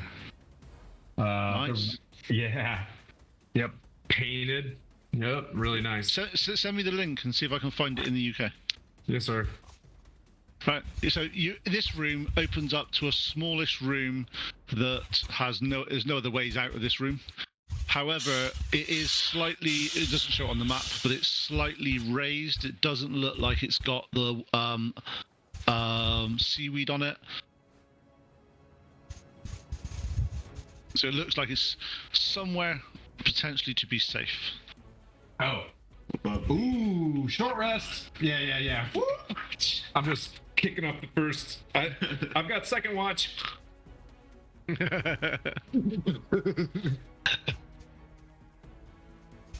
Just start ripping open MREs and just trash everywhere. Just Taking the candy out all of them. yeah. Peanut butter. Just. So are you guys gonna have a short rest here? Well, before we do all that, being that you just moved the rock, could you move it to the way we just came in? Oh yeah, we don't want to drown. Coastal, as who's a natural explorer of via the coast, it might be a good idea to replace the door, as he said, as he was trying to say. That's what you're. Yeah, I'm sure. Okay, so as you pull the door shut, it is pitch dark in there. Not a single. Produce flame. I cast the at will to produce light, and I'll just hold it here for my. I'll take first watch. I got you. And I'm already asleep. Keep it. I'm already asleep. I'm sure. I've got peanut butter all over my face. Yard sale of my equipment everywhere. Just Weapons Are you- rusty. Are you having a short rest or a priorities long rest? of work. Boo. Short rest or long rest? Short. I recommend short. No other way out of here. Nobody's. Yeah. Short works. Yeah. One hit. Okay. So what we'll do is this is the first short rest you've had in this sort of adventure. I will go around in sort of the order that I decided I want to do this on, because I'm going to randomize it. I'm just going to ask you if you want to talk to any of your friends, you want to have some discussion with any of your friends, or you want to sit there and just go, I'm zoning out, and try to explain what you're going through as a character at this moment in time. So the first one we're going to start with is Ulysses.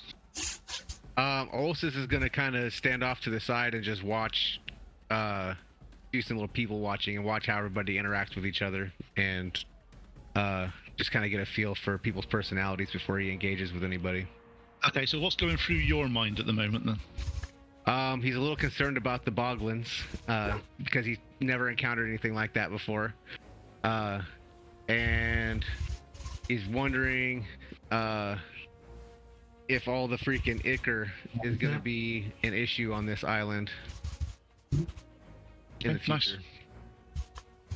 So, and next randomly generated is going to be Mineral.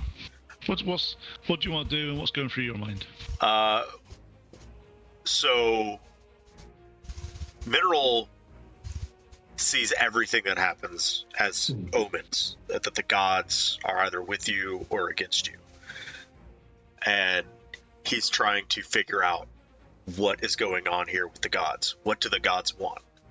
So he's just sitting here thinking to himself, talking to himself. So whoever's listening to me, it's just it sounds like a bunch of gibberish, talking. The gods are against us. What is going on? This is just like I'm constantly saying this is bad. This is really, really bad. We need to get out of here. We need to do something.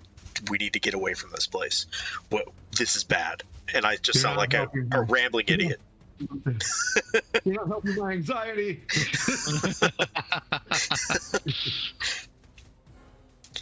Okay, so next person on this list is going to be Mama. Same to you. What do you want to do? Is there anything on what you're feeling currently for all this weirdness that's happening?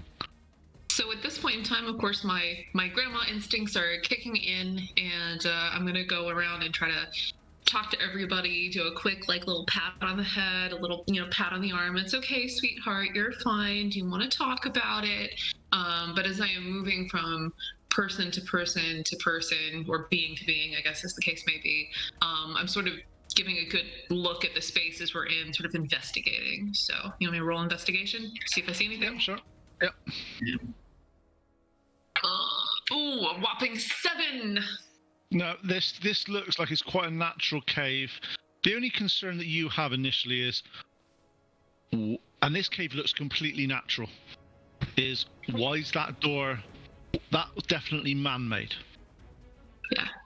Okay. Which is a bit unusual for that side of things, but apart from that, nothing seems to be out of the ordinary on that.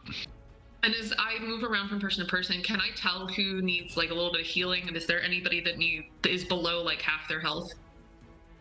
Haven't been touched Guys? yet. I'm at 60%. Yeah. But as they're having a short rest, they can use their hit dice. Remember, guys, if you're having a short rest, at the end of the short rest, you can use your hit dice to give you healing. Just to say, if anybody needs to know what that is, let me know, and we'll just go through it. Do you want us to roll? Yeah, roll. Sure. What do you mean? Do you want us to roll? Do temp hit points expire, or do they just stay there? They expire on a short rest or a long rest, because otherwise it's stupid. It happens. It gets really confusing. Okay. So let me get rid of that. Oh wow. Ooh. I'll never roll that high again. We didn't bring anything else in here with us, did we? There was I think Marcy grabbed a barrel. Didn't know what was in the barrel, just grabbed the barrel. Grab the barrel. It's not my turn yet. But you can check. As part of my turn, or while we're doing, I'm sure he's going to open it and look inside of it. But if we do that, I'm going to use Cunning Artisan to craft a shield. So as part of a short rest, I can create a shield, a club, javelin, darts, or blowgun needles for materials from slain creatures. Never mind. Should read the whole thing. Slay the barrel. Slay the barrel. Yeah, we'll slay the barrel. There's probably those bodies that decompose. Sorry, I didn't. I got some of it. Make a shield. Would that be weird? Could you make a shield from the body itself? No, but you could make. So if you have the rib cage and you stretch them over it, you could have some type of. There you go. Okay. It's That a bit makes sense. freaky and a bit horrible. Yeah, But yes, there's ways of making it work. Can wear their face as a mask. Next one, Mister. All right. Being that it's completely dark besides my flame at the moment, I'm feeling quite full of myself for having essentially taken out 2 of the whatever those things were in essentially single combat. So Yeah, you are the MVP of this group at the moment in terms of damage. Full of myself. But at the moment, I'm going to, besides the way we came in, essentially look around the rest of the cave to see if there's any other way out, or if we have to go back the way we came. So I'll do a Okay. check on that. Let's see. Action. So that's probably perception, which is a 15. If there's any other. Okay. Yeah, there doesn't seem to be any other way out of this room at the moment, apart from the way you came in. Good. Okay. So next one, Marcy. Short rests. Let's see. What's in the barrel? First of all, what's in the barrel? Because I'm selfish first right now. I'm working through that. My character will have an arc. Right now. Okay, yeah, we believe you. As you crack open the barrel, it seems to be fruits that have been sugared. I'm gonna start passing them out. Let's eat. Everybody eat. Get your Okay, calories. is this only missing sugar from Act 1? Yeah, Could be. I'll pass those out. Kind of, ask folk their name and where they're from. This fruit is probably what turned you into the boglins outside. It came from your ship. So, Those goblins could have come from our ship too. We don't know. did you guys see the house that's on top of this cliff? Did anybody else notice that? No. It's got a weird, eerie green light to it. Everything's kind of man-made in here. I wonder if this is where they may have stored their boats or something. Like a long time ago. There was a house up on top. Stored the boats or the dead bodies? I mean, because me personally, if I were, and I'm not saying I would, if I were hiding a dead body, I'd want it close to a source of water where I could feed it to the crabs. But that's just me. Oh, this is Serial Killer Island. Got you. Ooh, Oh boy. nice. Rolls I perception. mean, crabs are like pigs. They eat everything, right? Insight Yeah. check on our cleric. Is she the mistress of death? I'll look after you. I'll look after you. Oh, you've done it. Oh. Grandma Death. It's like feeds you rat poison as she's giving you soup, right? Yeah. Yep, I'm just gonna get up after I take my little nappy and take a little watch and listen out the door and make sure that no one's approaching. Okay. And... You're listening out the door. That's a good one. Thank you. Could I have a perception check from you, please? Yes, sir. 20. Okay. You are hearing scratch marks or scratching sounds from the other side of the wall. Oh, okay. Well, good news, everybody, and bad news. Good news is we own what's called a funnel. I read that when I was training the ranger thingies. And bad news, there's things on the other side of the funnel. This is really bad. Really, really bad. So we can, It's okay, kids. We'll be fine. Funneling features are great. You just aim all your weapons down the funneling feature. The Don't gods worry. are pissed at us. The I'm gods with Mama. hate us. I step backwards. I put my barrel down for half cover, and I stand behind it. Yeah, you can have half cover. That's fine. Huzzah! Are you going to take a mobile barrel with you wherever you go now? Some would call that a shield. Some people would call that just a shield, right? Like you put Yeah. that on your arm and like over top. There's my Nice barrel. one, Marcy. There's my barrel. And Aerith. How? Aerith. What's Aerith? Yeah. So, what are your feelings and what else you're going to be doing for this short rest? So I want to prepare some different spells. Can do that during the You can't do that in a short rest. It's a long rest. right? Okay. Well, I want to tinker a little bit. Then Yep. with some of the ooze that I picked up from the dead things, some of the vomit from people throwing up, and then kind of like use some of my tools and see if there's anything I can do with it. Also, I'm gonna create my own light with my tinkering tools, imbue an item with magic, Okay. and create a 5-foot light. So basically, what you do with this one then is just to sort of we'll do this. Quite interesting. You basically using some of the vomit and some of the black ooze. You seem to come up with a way of having a reflective surface underneath your light, which seems to help you out of your little bit of light situation. It's a bit of an unusual thing. You've not done this before, but putting it all together, you've got a couple of little trinkets in your pocket that you put things through, and you seem to get enough light that's about sort of 15-20 foot light. This whole area is basked in a nice warm glow. Not a hospital light, it's like a really nice warm glow. It does make everyone feel quite at home here. There you go. Does it affect me as grandma type to feel a little like extra, oh, this is just a little bit of the light off of my hearth fire and feel a little stronger, a little better at everything I do? That's a good omen. And I also want to know, I hope it smells really bad. It has if you're within like 5 feet of it, Has a nice it's odor. not the best, but it doesn't seem to travel that far quite good. Okay. Quite luckily. Nice. To be honest, most of the stuff you have seems to have a rather unique flavor and smell. And I say it in that way because some of the smells you can definitely taste. Awesome. Right. Okay? So, over this short rest, the majority of you... Apple. Did everybody get a sugar fruit though? I just want to make sure. I just want to pass when it comes to peer evals. I want to get. I'm here. I don't want to get peered out. Okay. So, over the course of the short rest, the majority of you kept much to yourself. contemplating what's happened over the past sort of few hours, and whether you can fully, what this ragtag bunch of adventurers, are they who they say they are?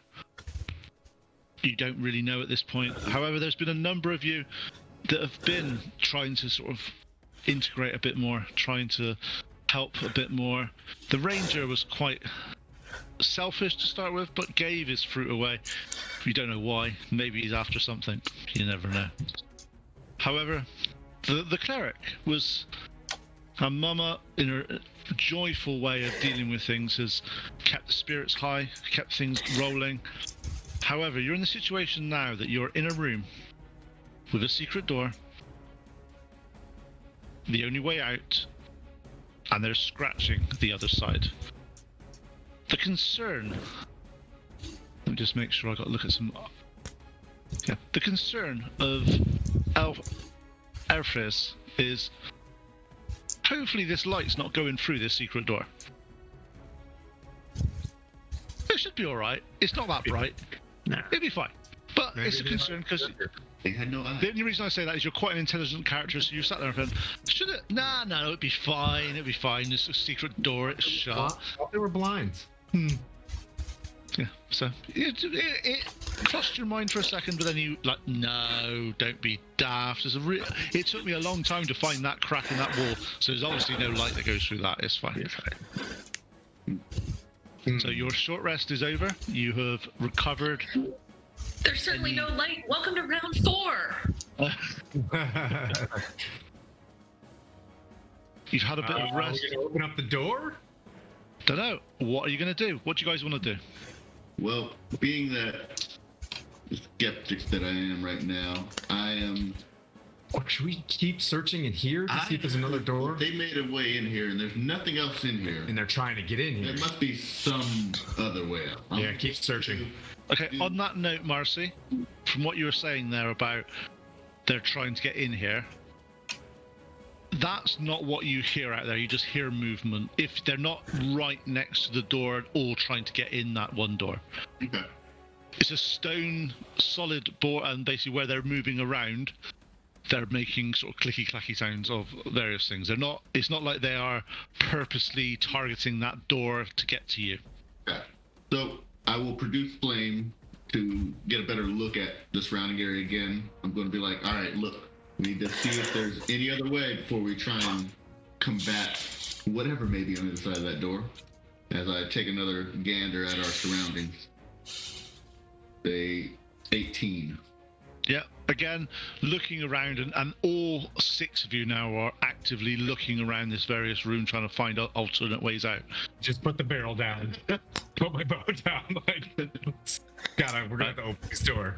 As you're looking around, you cannot find any other way out. The concern you have, especially is what's recently happened, is how many are opposite this door.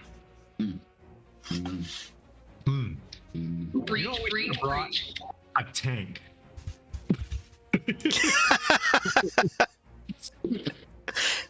And just what there's, The We'll do random this- rolling did not work out well for us in this case. so we'll do this now.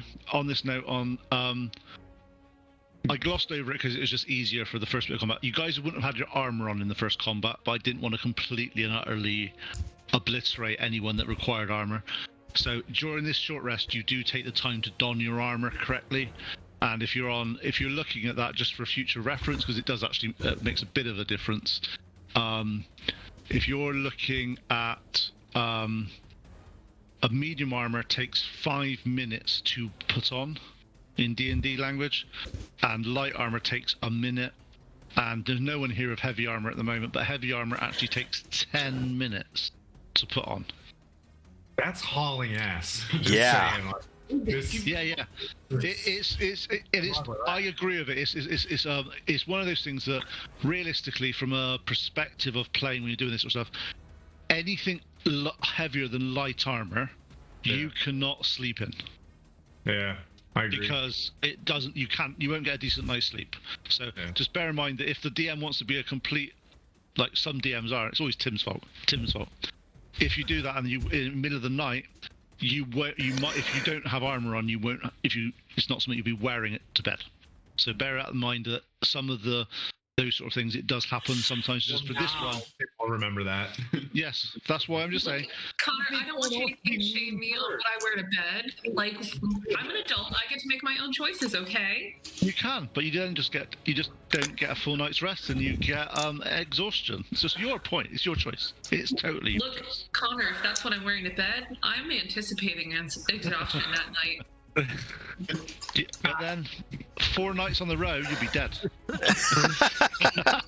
Yeah. You need a couple good nights rest in between. Yeah, you need to recover at some point, you see, or it doesn't work. I've been told. So I've been told it's not. Well, we all know each other a little better around the campfire tonight. All right. We can open this door or what?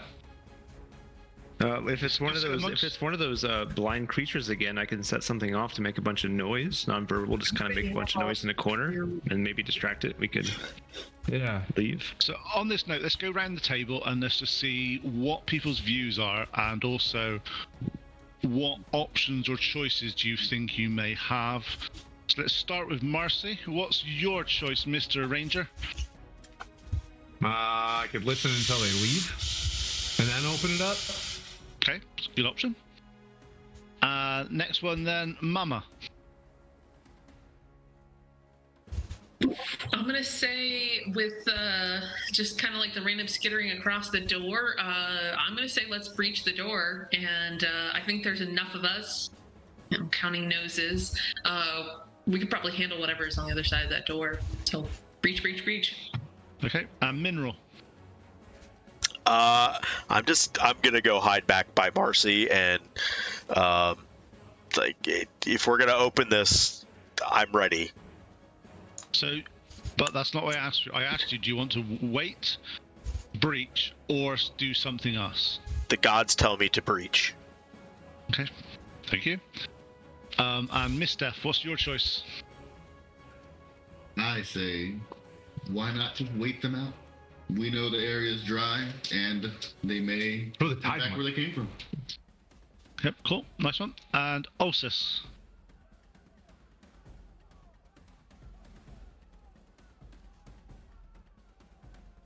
I was looking at you, I asked right at the right time. I did it on purpose. No, Okay. joke. Also, since he knows that the tide was coming in, and we know that chamber fills up, he thinks we should wait. Also, Nice. Are they undead? I don't know, are they? It's my favorite enemy. Do I sense them being undead? They're your favourite enemy, are they? God, somebody read the Ghosts of Saltmarsh and went to town. You do realise? Chapter. You do realise? Out of character now. You do realise that the Ghost of Saltmarsh has nothing to do with ghosts. Well, I don't know, but those goblins didn't seem too undead. I love how Tim just like randomly grabs a weapon and like it's just hanging out in his house, and he just has a oh hi, breach, bitches. Okay. Do this. So, let's just make sure. So, Ulysses wants to wait, that's fine. And Ephra's. Let's breach. I'm gonna take position behind the melees. Okay, the interesting thing we have here is we have a 50-50 split between breach and wait. So on the A side, should I say, and the A and B is not the first and second choices, it's just letters. We have Mineral, Mama, and Elfriz that want to breach. Mimi. On the wait side, we have Ulysses, Mistef, and Marcy. So discuss amongst yourselves, because you're at a standstill. Nope. I vote go. Breach. I'm on team breach. We can't just stay here forever. Could be It's okay, kids. Mama believes in you, and if you get a boo-boo, I'm gonna be able to put a band-aid on it, give you a little kiss for it. You'll be fine. I believe in you, and I know that you can do this. So I really think that we should breach right now, and we're all gonna be okay. Is everybody good with that? The gods spoke. Anybody? The gods spoke does to me in the anybody- light. They said, "We will make it through this." So does anybody have any plans that they would like to do for the breach? Except for, obviously, you're opening the door and you're going to shoot and fight whatever there. But does anybody have any fancy ideas of any side that might help them? Would causing the floor to, if water is in that room by chance now, turning that into ice be difficult terrain for them, or a disadvantage on the creatures if I were to shape water and freeze the ground? In our particular funnel. That's what I would like to do. Just trying to figure out, there's 1 second. Shape water, call the wave, as essentially a 5-foot cube. I can freeze the water. Yeah, you can. Creatures in it, but if they're on it, should be fine. But it lasts 1 hour. But I don't know. Yes, if you freeze that, what I would have to do for this one is they would get a saving throw to be able to get out of the ice whilst it's freezing. Otherwise, they are froze. Their feet could get frozen inside it. Yeah. Can't. What was that, sorry? I can't freeze it if anybody's in it. I'm trying to Oh. Found that they're As long as no creatures are in it. Depending on how many's in there, because you don't know at this moment in time. You could. Right at the entrance where they would have to come to fight us, freeze that. So if they come, they get disadvantage, slippery, whatever. Yeah, they would get slippery. We're Macaulaying the caulking out of this thing. I love it. Someone cook the door handle. Let's go. I got a paint can. Yep, that would definitely. What you'd have to do though is you'd have to get the door open. Then you'd see the square in front of you that you could, because that would be water, and then freeze it. Yep. Yep, that's totally possible. Anybody else have any bright ideas?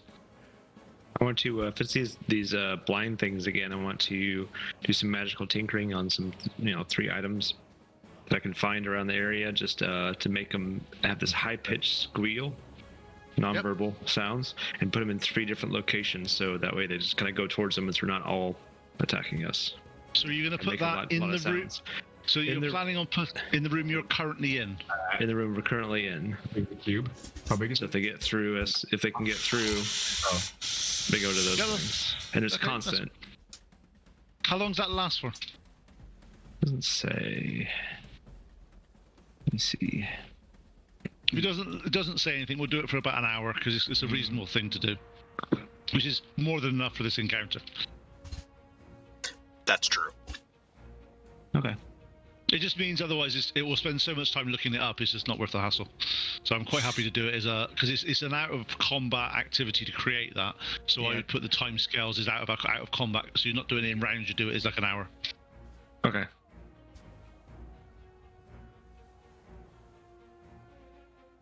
Okay. Yeah, that's another option. Anybody else have any bright ideas rather than open smack? Just want to make sure, just in case there are any. Good ideas so I've got far. nothing. I got nothing. Let's see. I'm going to. So, being that this is, I guess we only have 1 action's worth of time available to us. Yeah. What I'm going to do is, I'll let one of you needs to open the door, and going on with last time, it does need to be somebody that's reasonably strong. Mm-hmm. You're pushing it instead of pulling it, which will give you a bit of it's a lower requirement to do it, but you need to do it. And then I'm going to allow, because the way it works is you'll do that, I'm going to class it as a surprise round, so you all guys get to do an action before we go into initiative. If there's any creatures there, they could have run off by now. Honest. Yeah. Can I still open the door? I mean, I'm gonna still listen, right? So my thing would be let's listen to the door. What are you doing, dum-dum? Yeah, you're still hearing movement out there. Yeah. Okay. Could be seaweed though, scratching and stuff. I mean, but it could be crabs.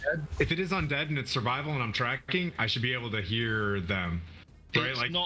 It's not undead. They're not undead. They're slightly less than 5. They're unalive. They're unalive. They are for this situation. They are not undead. Got it. And that's not me going, "Up your ranger, dude." It's not. They're not undead. Well, I'm gonna ready a magic missile. Yeah. Oh, I have 2 weapon fighting. Special. Yeah, Hey, three more gems that are imbued with the magic. My magic stones. It's a bonus action, really. Everyone has 2 weapon fighting, by the way. Is a bonus action, Tim. You just don't. When you get to level 2, you get to take a fighting style. But if you do take 2 weapon fighting, then as a ranger, you get to add your dex to your damage on your offhand as well. Sure. Okay, so we are looking at breach. We are looking at. Let's make sure I get the understanding of this to make sure if I don't miss anything. We are looking at 3 of these items going off in this cave and producing a high-pitched squeal. Yes. And at the same time, when you set those off, someone's going to open the door, and Miss Death is going to shape water on the area in front of the door and turn it to ice. That is correct.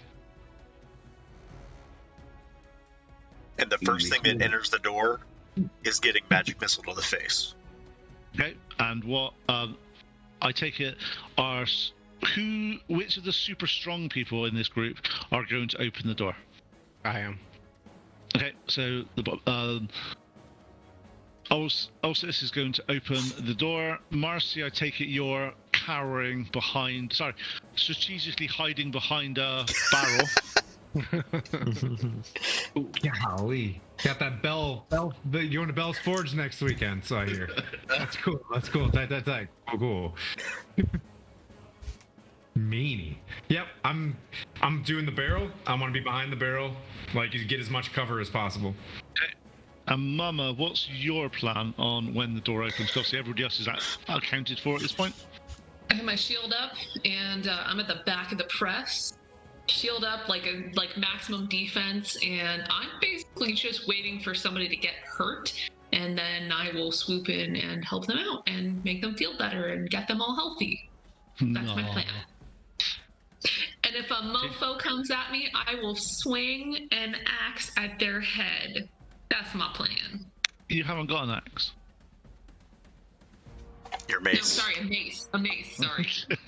Wrong character. Sorry. There we go. Okay, a mace today. I was going to say, when did that axe appear? What happened with that? Okay, so if that's the plan we're going for, we're all happy with that? Yes. Okay, so before we get into combat, let's look at the time. Yeah, we're fine. Could I have some initiative from you guys? Because we'll do the surprise round in initiative order, because it's just easier. So if you all roll initiative, and I'll call out the normal numbers as we go. So did anybody get above 20? Anybody for anything? No. Okay. 22. Did anybody get... Sorry. 22. Come on, Tim. Catch up, mate. 22. Okay, Marcy. Okay, did anybody get above 16? 19. Nice.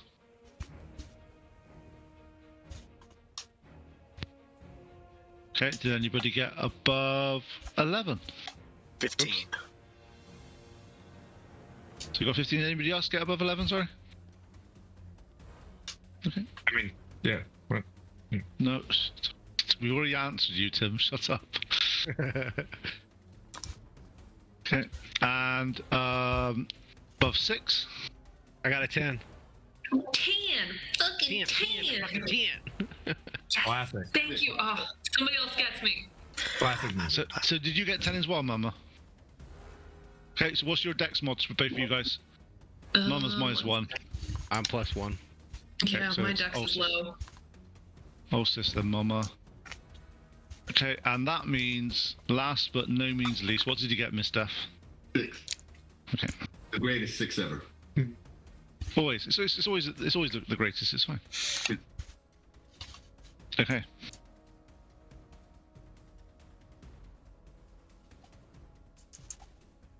You say the best for last. That's all it is.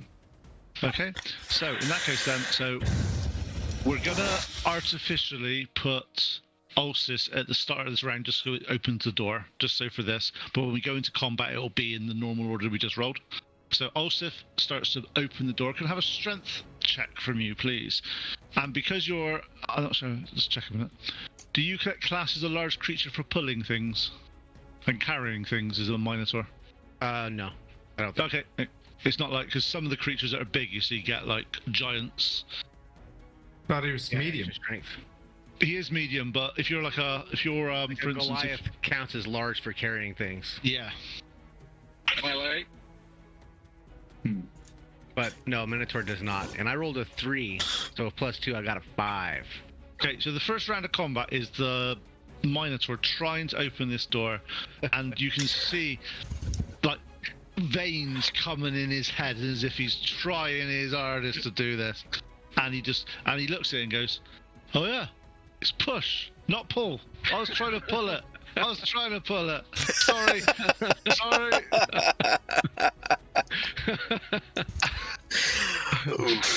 And could I have another strength check from you, please? Now that you know which direction to pull it, to push it. A 12.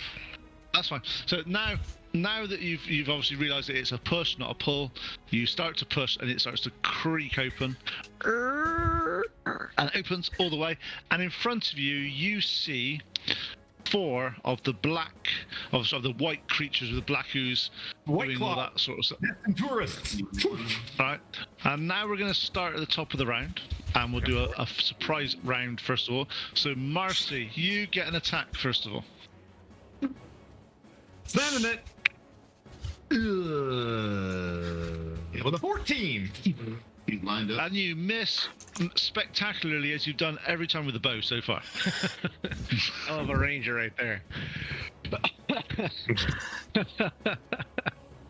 Honor. Noted. It's as if the cover is giving you minuses to your attack roll. I told you that I painted a new Narzugan. Did you know that I painted one yesterday? Does that mean I get to kill it tomorrow? Killed you one time. I get to kill it next week.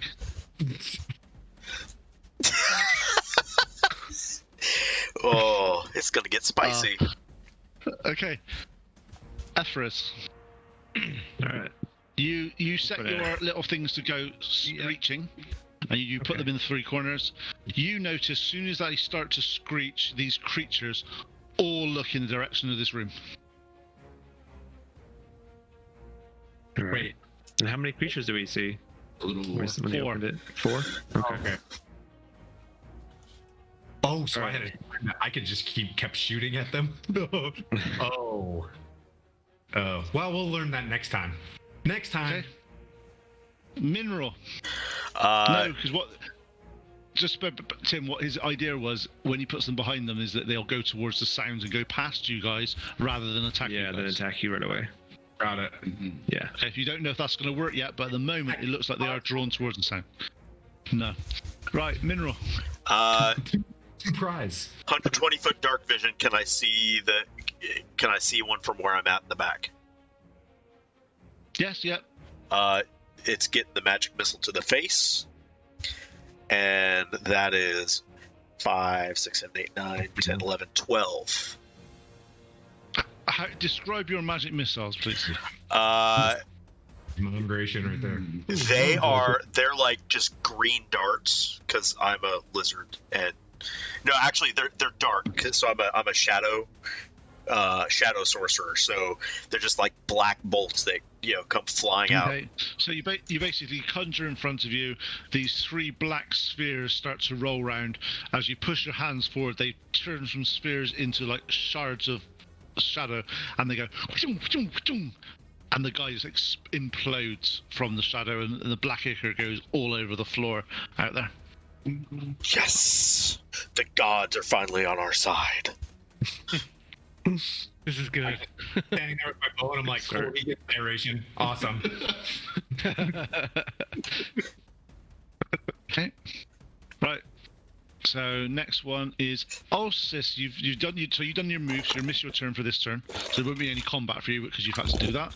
Next one is Mama. In front of you, you see this. I'll call them. I've been saying it anyway. They're called boglins, just to let people know.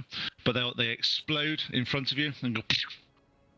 And there's 3 others that you can see in the corridor, but they're at range away from you at the moment. I'm gonna hang towards the back, and honestly, I'm just waiting to heal everybody because I took some damage last time, and I don't need to die. Also, on that note, if you want to look at your character sheet and you've put your first level spells there, you haven't put your cantrips there because you get cantrips as a cleric. So just take a look at those, and just to give you a little bit of steer, guidance is very good. And so you either get Sacred Flame or Toll the Dead, the 2 attacking cantrips you get as a cleric. But guidance is an extremely useful skill. I don't know what that is. Alright, I have no idea what those are, and I am gonna have to get the book out and read about them. The other 2 you can look at, but guidance is basically just for future reference. You cast it as an action, but you can basically give anybody a plus 1d4 on anything within a minute.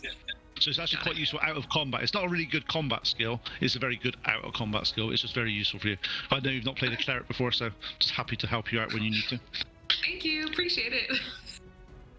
Right. So next person to have a go is Miss Def. Okay. So this would be the round where I freeze, or is that already done? No, this is the one you freeze. So you sit there. Luckily, the one that's been completely imploded and died was the one that was actually on that square. Oh. So that's you can thank the sorcerer for completely blowing one of those up with a over the top form of magic missile. So in front of you now there is a frozen square. You don't need to roll for this, it's an innate ability, so you basically just concentrate, and you guys see from Miss Steph's hand sort of like a small sort of icy beam start to go towards the floor, and as it goes in front you see it just solidify and freeze into a solid block of ice. Now we're at the top of the round. Marcy, you get to have another go. I had to do some dog patrol. I had a dog war. All right, shoot another arrow. Sorry. Okay, so the ice is down. Yep. All right. Bear in mind, just to let you know, just obviously because I know you're a DM and you know this stuff, but if a boglin comes across that ground and slips, it'll be prone. That means when you're attacking at range, unless you're right next to it, you get disadvantage on your attack roll.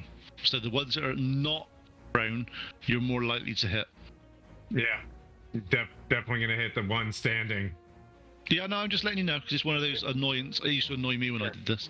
I got you. Yep, one still standing. One There's- still standing. there's- Gonna shoot him with my arrow. What? There's 3 standing at the moment. Okay. Blam. Ooh, 18 plus 5. Yep, 23. Yep, you hit. I'm waiting for the narration that, the mineral got. So I let it go. Listen to what? No. How do you want to do? How do you want to kill it? Oh, it's already, I had like 1 damage. Oh, I know. Okay, so hit it, and Okay, so this one then you aim, you hit it, it goes straight through its chest. As you see, a hole opens up in its chest as black ooze sort of drips through, as if it was like the most perfect shot ever. And the boglet just drops to the floor. delicious.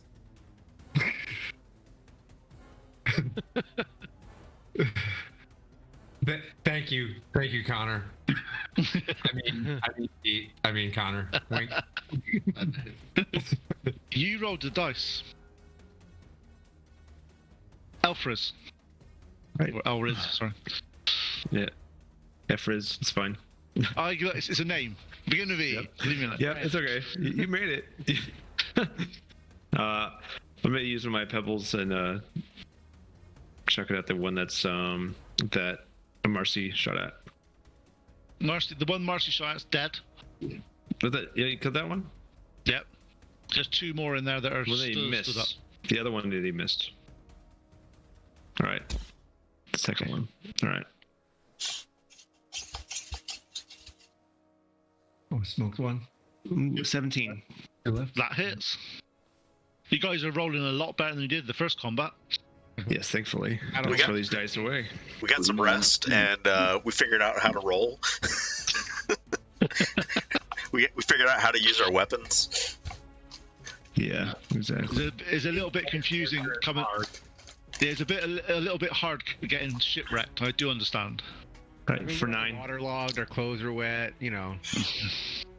Yeah, bullied by another DM. No big deal.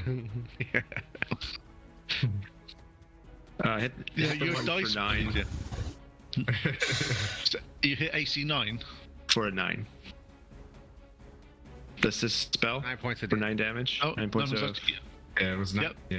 9 points Yep. of damage for it's gonna So be what spell? What's the spell it's it's gonna be doing? a bludgeoning. There's a bludgeoning. So what's the spell? Catapult, right? Oh yeah, It's that, magic yeah. stone. So you throw the stone. You throw the stone.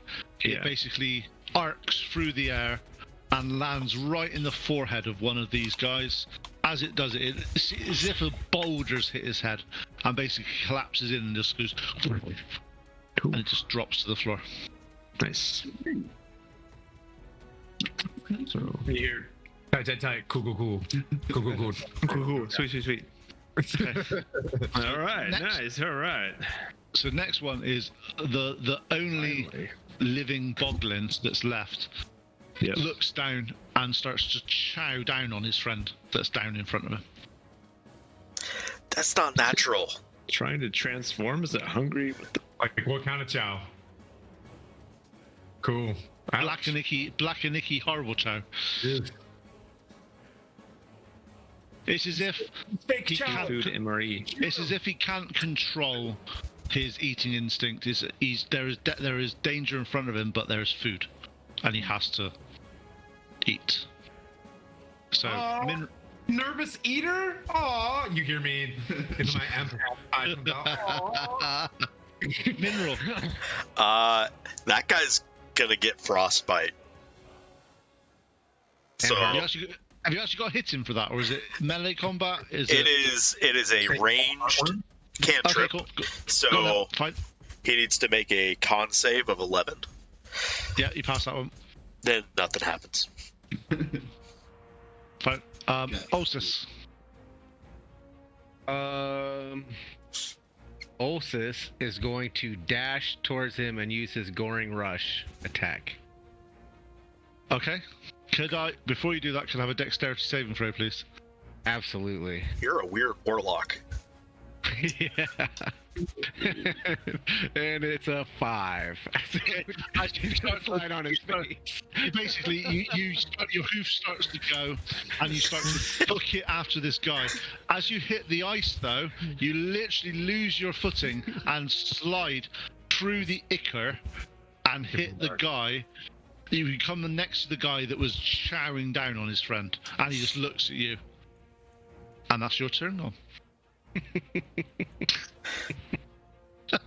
The strangest warlock I've ever seen. Okay, Mama, you've just seen your warlock friend forget about the icy trap that was set in front of this, and found that it. Pain.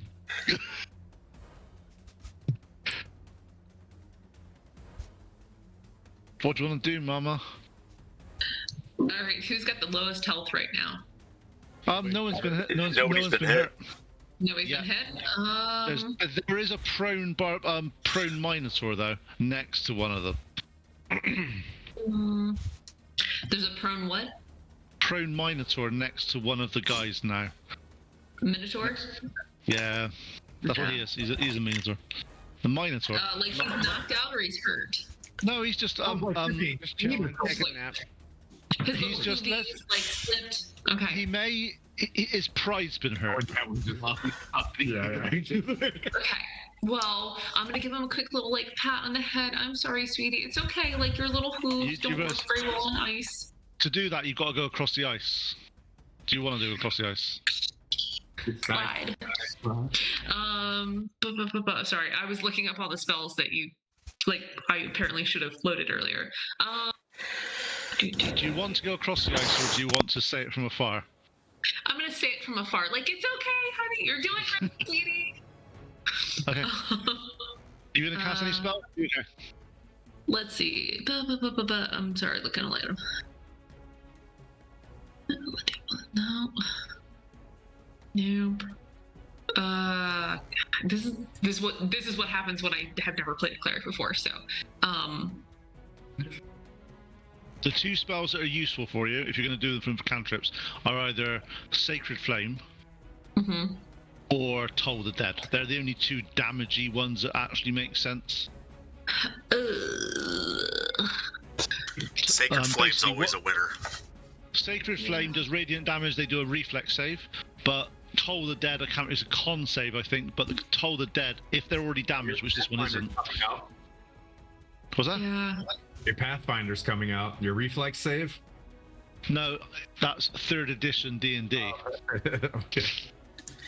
How do I add what is it? Sacred Flame? Sacred Flame, just roll your... So basically, what's your saving throw for spells? For spells 10+. or like for something specific? So yours is DC 12 for your spell save. So basically, Sacred Flame, you don't roll an attack. You say, I'm casting Sacred Flame on it. I roll a save, which I failed. You then roll, I think it's 1d8. No, 1d8. It's radiant damage. Okay. I rolled a 6. Yep, radiant damage. You basically fire this ball of radiant energy, arcs over like you just basically play softball, and it lands on his head and melts through part of his head and shoulder. But he's still alive at the moment, but he is looking pretty rough. Okay. I don't know what else to do. So with nobody needing heals, like, go team! Mom loves you. Aw. Okay. You're coming back. Miss Death, your go. All right. I'll apologize to the Minotaur and say, my bad for that. And then I'm going to, let's see. I will cast Poison Spray or Produce Flame. Juggle. I will do Poison Spray at the individual and see. You need to do a con save of 13. It's failed. Then you need to take 1d12 of damage, which will be... Oh, he takes 3 damage. Okay, he takes half as much damage as you think he should take, but he still dies. Bugger. He basically melts. Because that's super strong poison. Yeah. I agree. And there's all 4 of the boglins have died. There is a pool of mush in front of you, and there's obviously a slippery square as well. So bear in mind, there's a slippery square. Yes. Sounds fun. For the next hour. Yeah. And as that's not concentration based, you can't even say it's not slippery. It's always slippery for an hour. Until I do another shape water, I can get rid of it. But until then, Yeah, why not? So that. But how many shape waters do you get a day? It's 1, isn't it? Will, and it's Call of the Wave as well because I'm a water genasi, so I can destroy water. Is that how you pronounce it? I don't know. Yeah. Sure. Yeah. Genasi wa. I feel like Genasi directs to like Genie, right? Descendants of Genie. Genie and other race. But yeah. So yeah, because I have Call of the Wave. Call of the Wave, though, you get to basically caster. You basically get to, the shape water cantrip, which is quite good. So you could just cast it again and get rid of it. Yep. Because it's a cantrip. I don't know if I want to. Because the crate or destroy water is once per long rest once you get to 2nd level. Behind us. If we continue on. Yeah, because I haven't destroyed it yet. I feel like there's more chambers to this. You know. No, but you did. No. On that note, you did find 2 entrances, one to the north and one to the west, and you went to the north. Yeah. Sounds like we should go to the west. Okay. Rock on ice, a slippery when wet, and watch out for anybody. Cuidado, piso mojado. Like right there, just the cone thingy. Yeah. Oh. Yeah. Ulce is going to stand up and kind of wipe some of the ichor off his chest. It's slippery, so you have to slide off. You have to roll off. So could I have? So you're looking at the other wall. Could I have some investigation checks from people, please? Coastal investigation? With No. advantage. No. I want to say thanks for the follow there, Abraham Lincoln. Nice. 23. 7. I just I'm like coastal. I shouldn't 4. feel. It's as if a ranger is good at rolling dice. I don't know where this comes from. I think it's. 4. So did everybody just get? You got 4. You got. Is that Hello. just people that are proficient? No. You can all roll. Okay. That's a 16. Nice. I'm amazed by my Nice. Considering I'm at -1. If you had studied coastal, you So know, anybody that got anybody got that over 17. Oh. Only one. Do you see the halfling like in? Yeah, me, I did it. Right, you notice, similar to the other one, that the seaweed doesn't seem to be going all the way up, and it looks like it's going behind a crack. You do find another handhold. Are you going to push or pull, Mr. Marcy? Well, I should use my scholar's arm to What? push. Your what? To push. Your what? I'm gonna push. Okay. No point rolling. It doesn't work. Well, then I'm going to pull.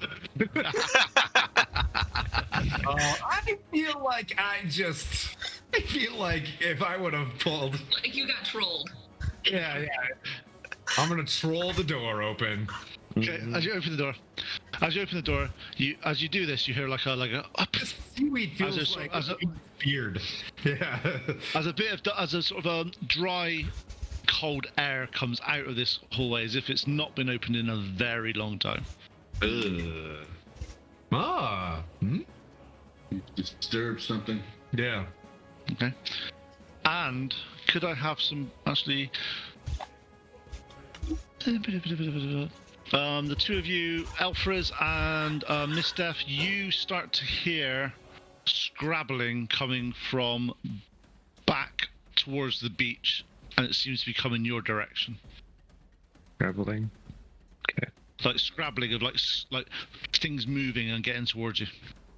Oh, cat monkeys. Is this also the shipmates that we left back there? Does it think some of this stuff? Maybe. You just One of those creatures. So we. Captain Blackwood! What are you guys doing? Calling out. The longer you stay here, the closer they get. So it's your choice. What do you want to do? Run inside, close the door. Only have so as the water reached. I guess yes, the water is in the floor. Yep, as you get around this side, the water is still on this side of the water as well, on this side of the door. It seems to have creeped up round. Then, if we have time, I will do another cantrip and I will freeze the water in that doorway because screw them. Okay, cool. And we have water everywhere. You're very good with Watch that. the coast. Good coast move. Okay. As you cast the water, you cast the frozen ice, and you turn round, you see 5 or 6 hands start crawling underneath the entranceway into this cave. We got What are you doing? We're now gonna do this in initiative order because I want to see what the fun and panic sets in when this happens. It's always fun. Hands are coming through the door. In we fr- just closed. No, from the cave entrance. Cave entrance behind us, like. Hands. Yeah, are like the coming. clawed hands. They're coming because I remember you had to They're crouch down to crawling. get in here. You had to crouch down to get in here. So they're on their all fours. They're running in. You see at least 6 pairs of hands coming towards you. We're going to do this in initiative order. I'm going to stick to the same initiative order you did because I'm lazy. By the Right, way, so- real quick question. For those of us that are going to actually watch the footy ball game today, what time are we going to stop so that we could go play What time's it? football? What times it start?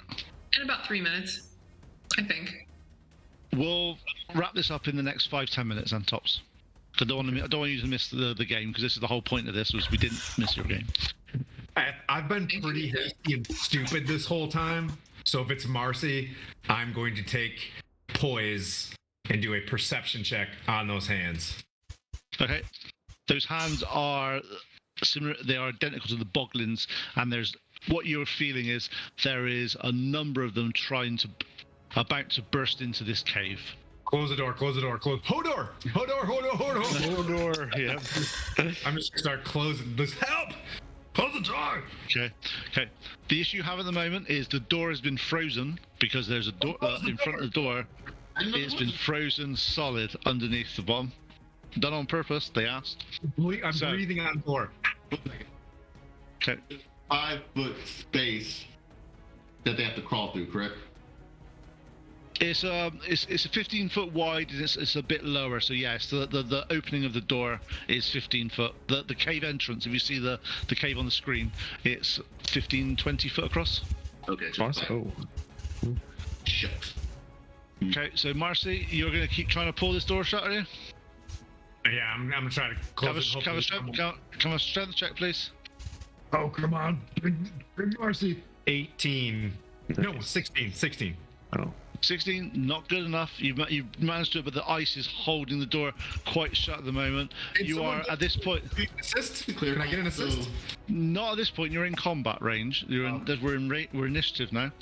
As you are pulling this in, you start to see more creatures coming behind, as if they're trying to get into you.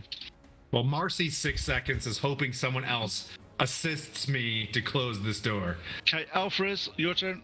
I'm gonna assist closing the door. Okay, you can try to assist the closing door. You get advantage, Tim. Okay, go ahead, Tim. So Did not help. the ice is at the entrance of the cave, but we're trying to close the door to the west, right? Yeah, because Yeah, you're basically in there at the moment. You're trying to shut this door behind you, and they're all coming in through the main entrance. You said the ice is at the entrance to the cave. Yeah, we're not at the door. because The ice is not at the door, is what he's saying. Oh, okay. So I thought the ice was there. we're coming from, so they could have a problem getting to us, not the random door that we were at. Oh, okay. In that case, then you can. In that case, you shut the door. You shut the door. Fine. You're all there, happily behind it. You start to hear noises from the other side as creatures are coming in and sliding and smashing into things. That's okay. Those are beach boglins. They don't come inside. Those are just beach boglins. Okay. Also known as leather like- skin. Also known as destined spring breakers. You are hearing more and more feeding into that room. I'm leaning my back You're- against the door for a while. Anyone, I'm not even going to roll past perception on this. You are hearing probably 15 plus creatures getting into that room and trying to get through. I made a good choice. Feel like I made a good choice. Yeah. Ooh.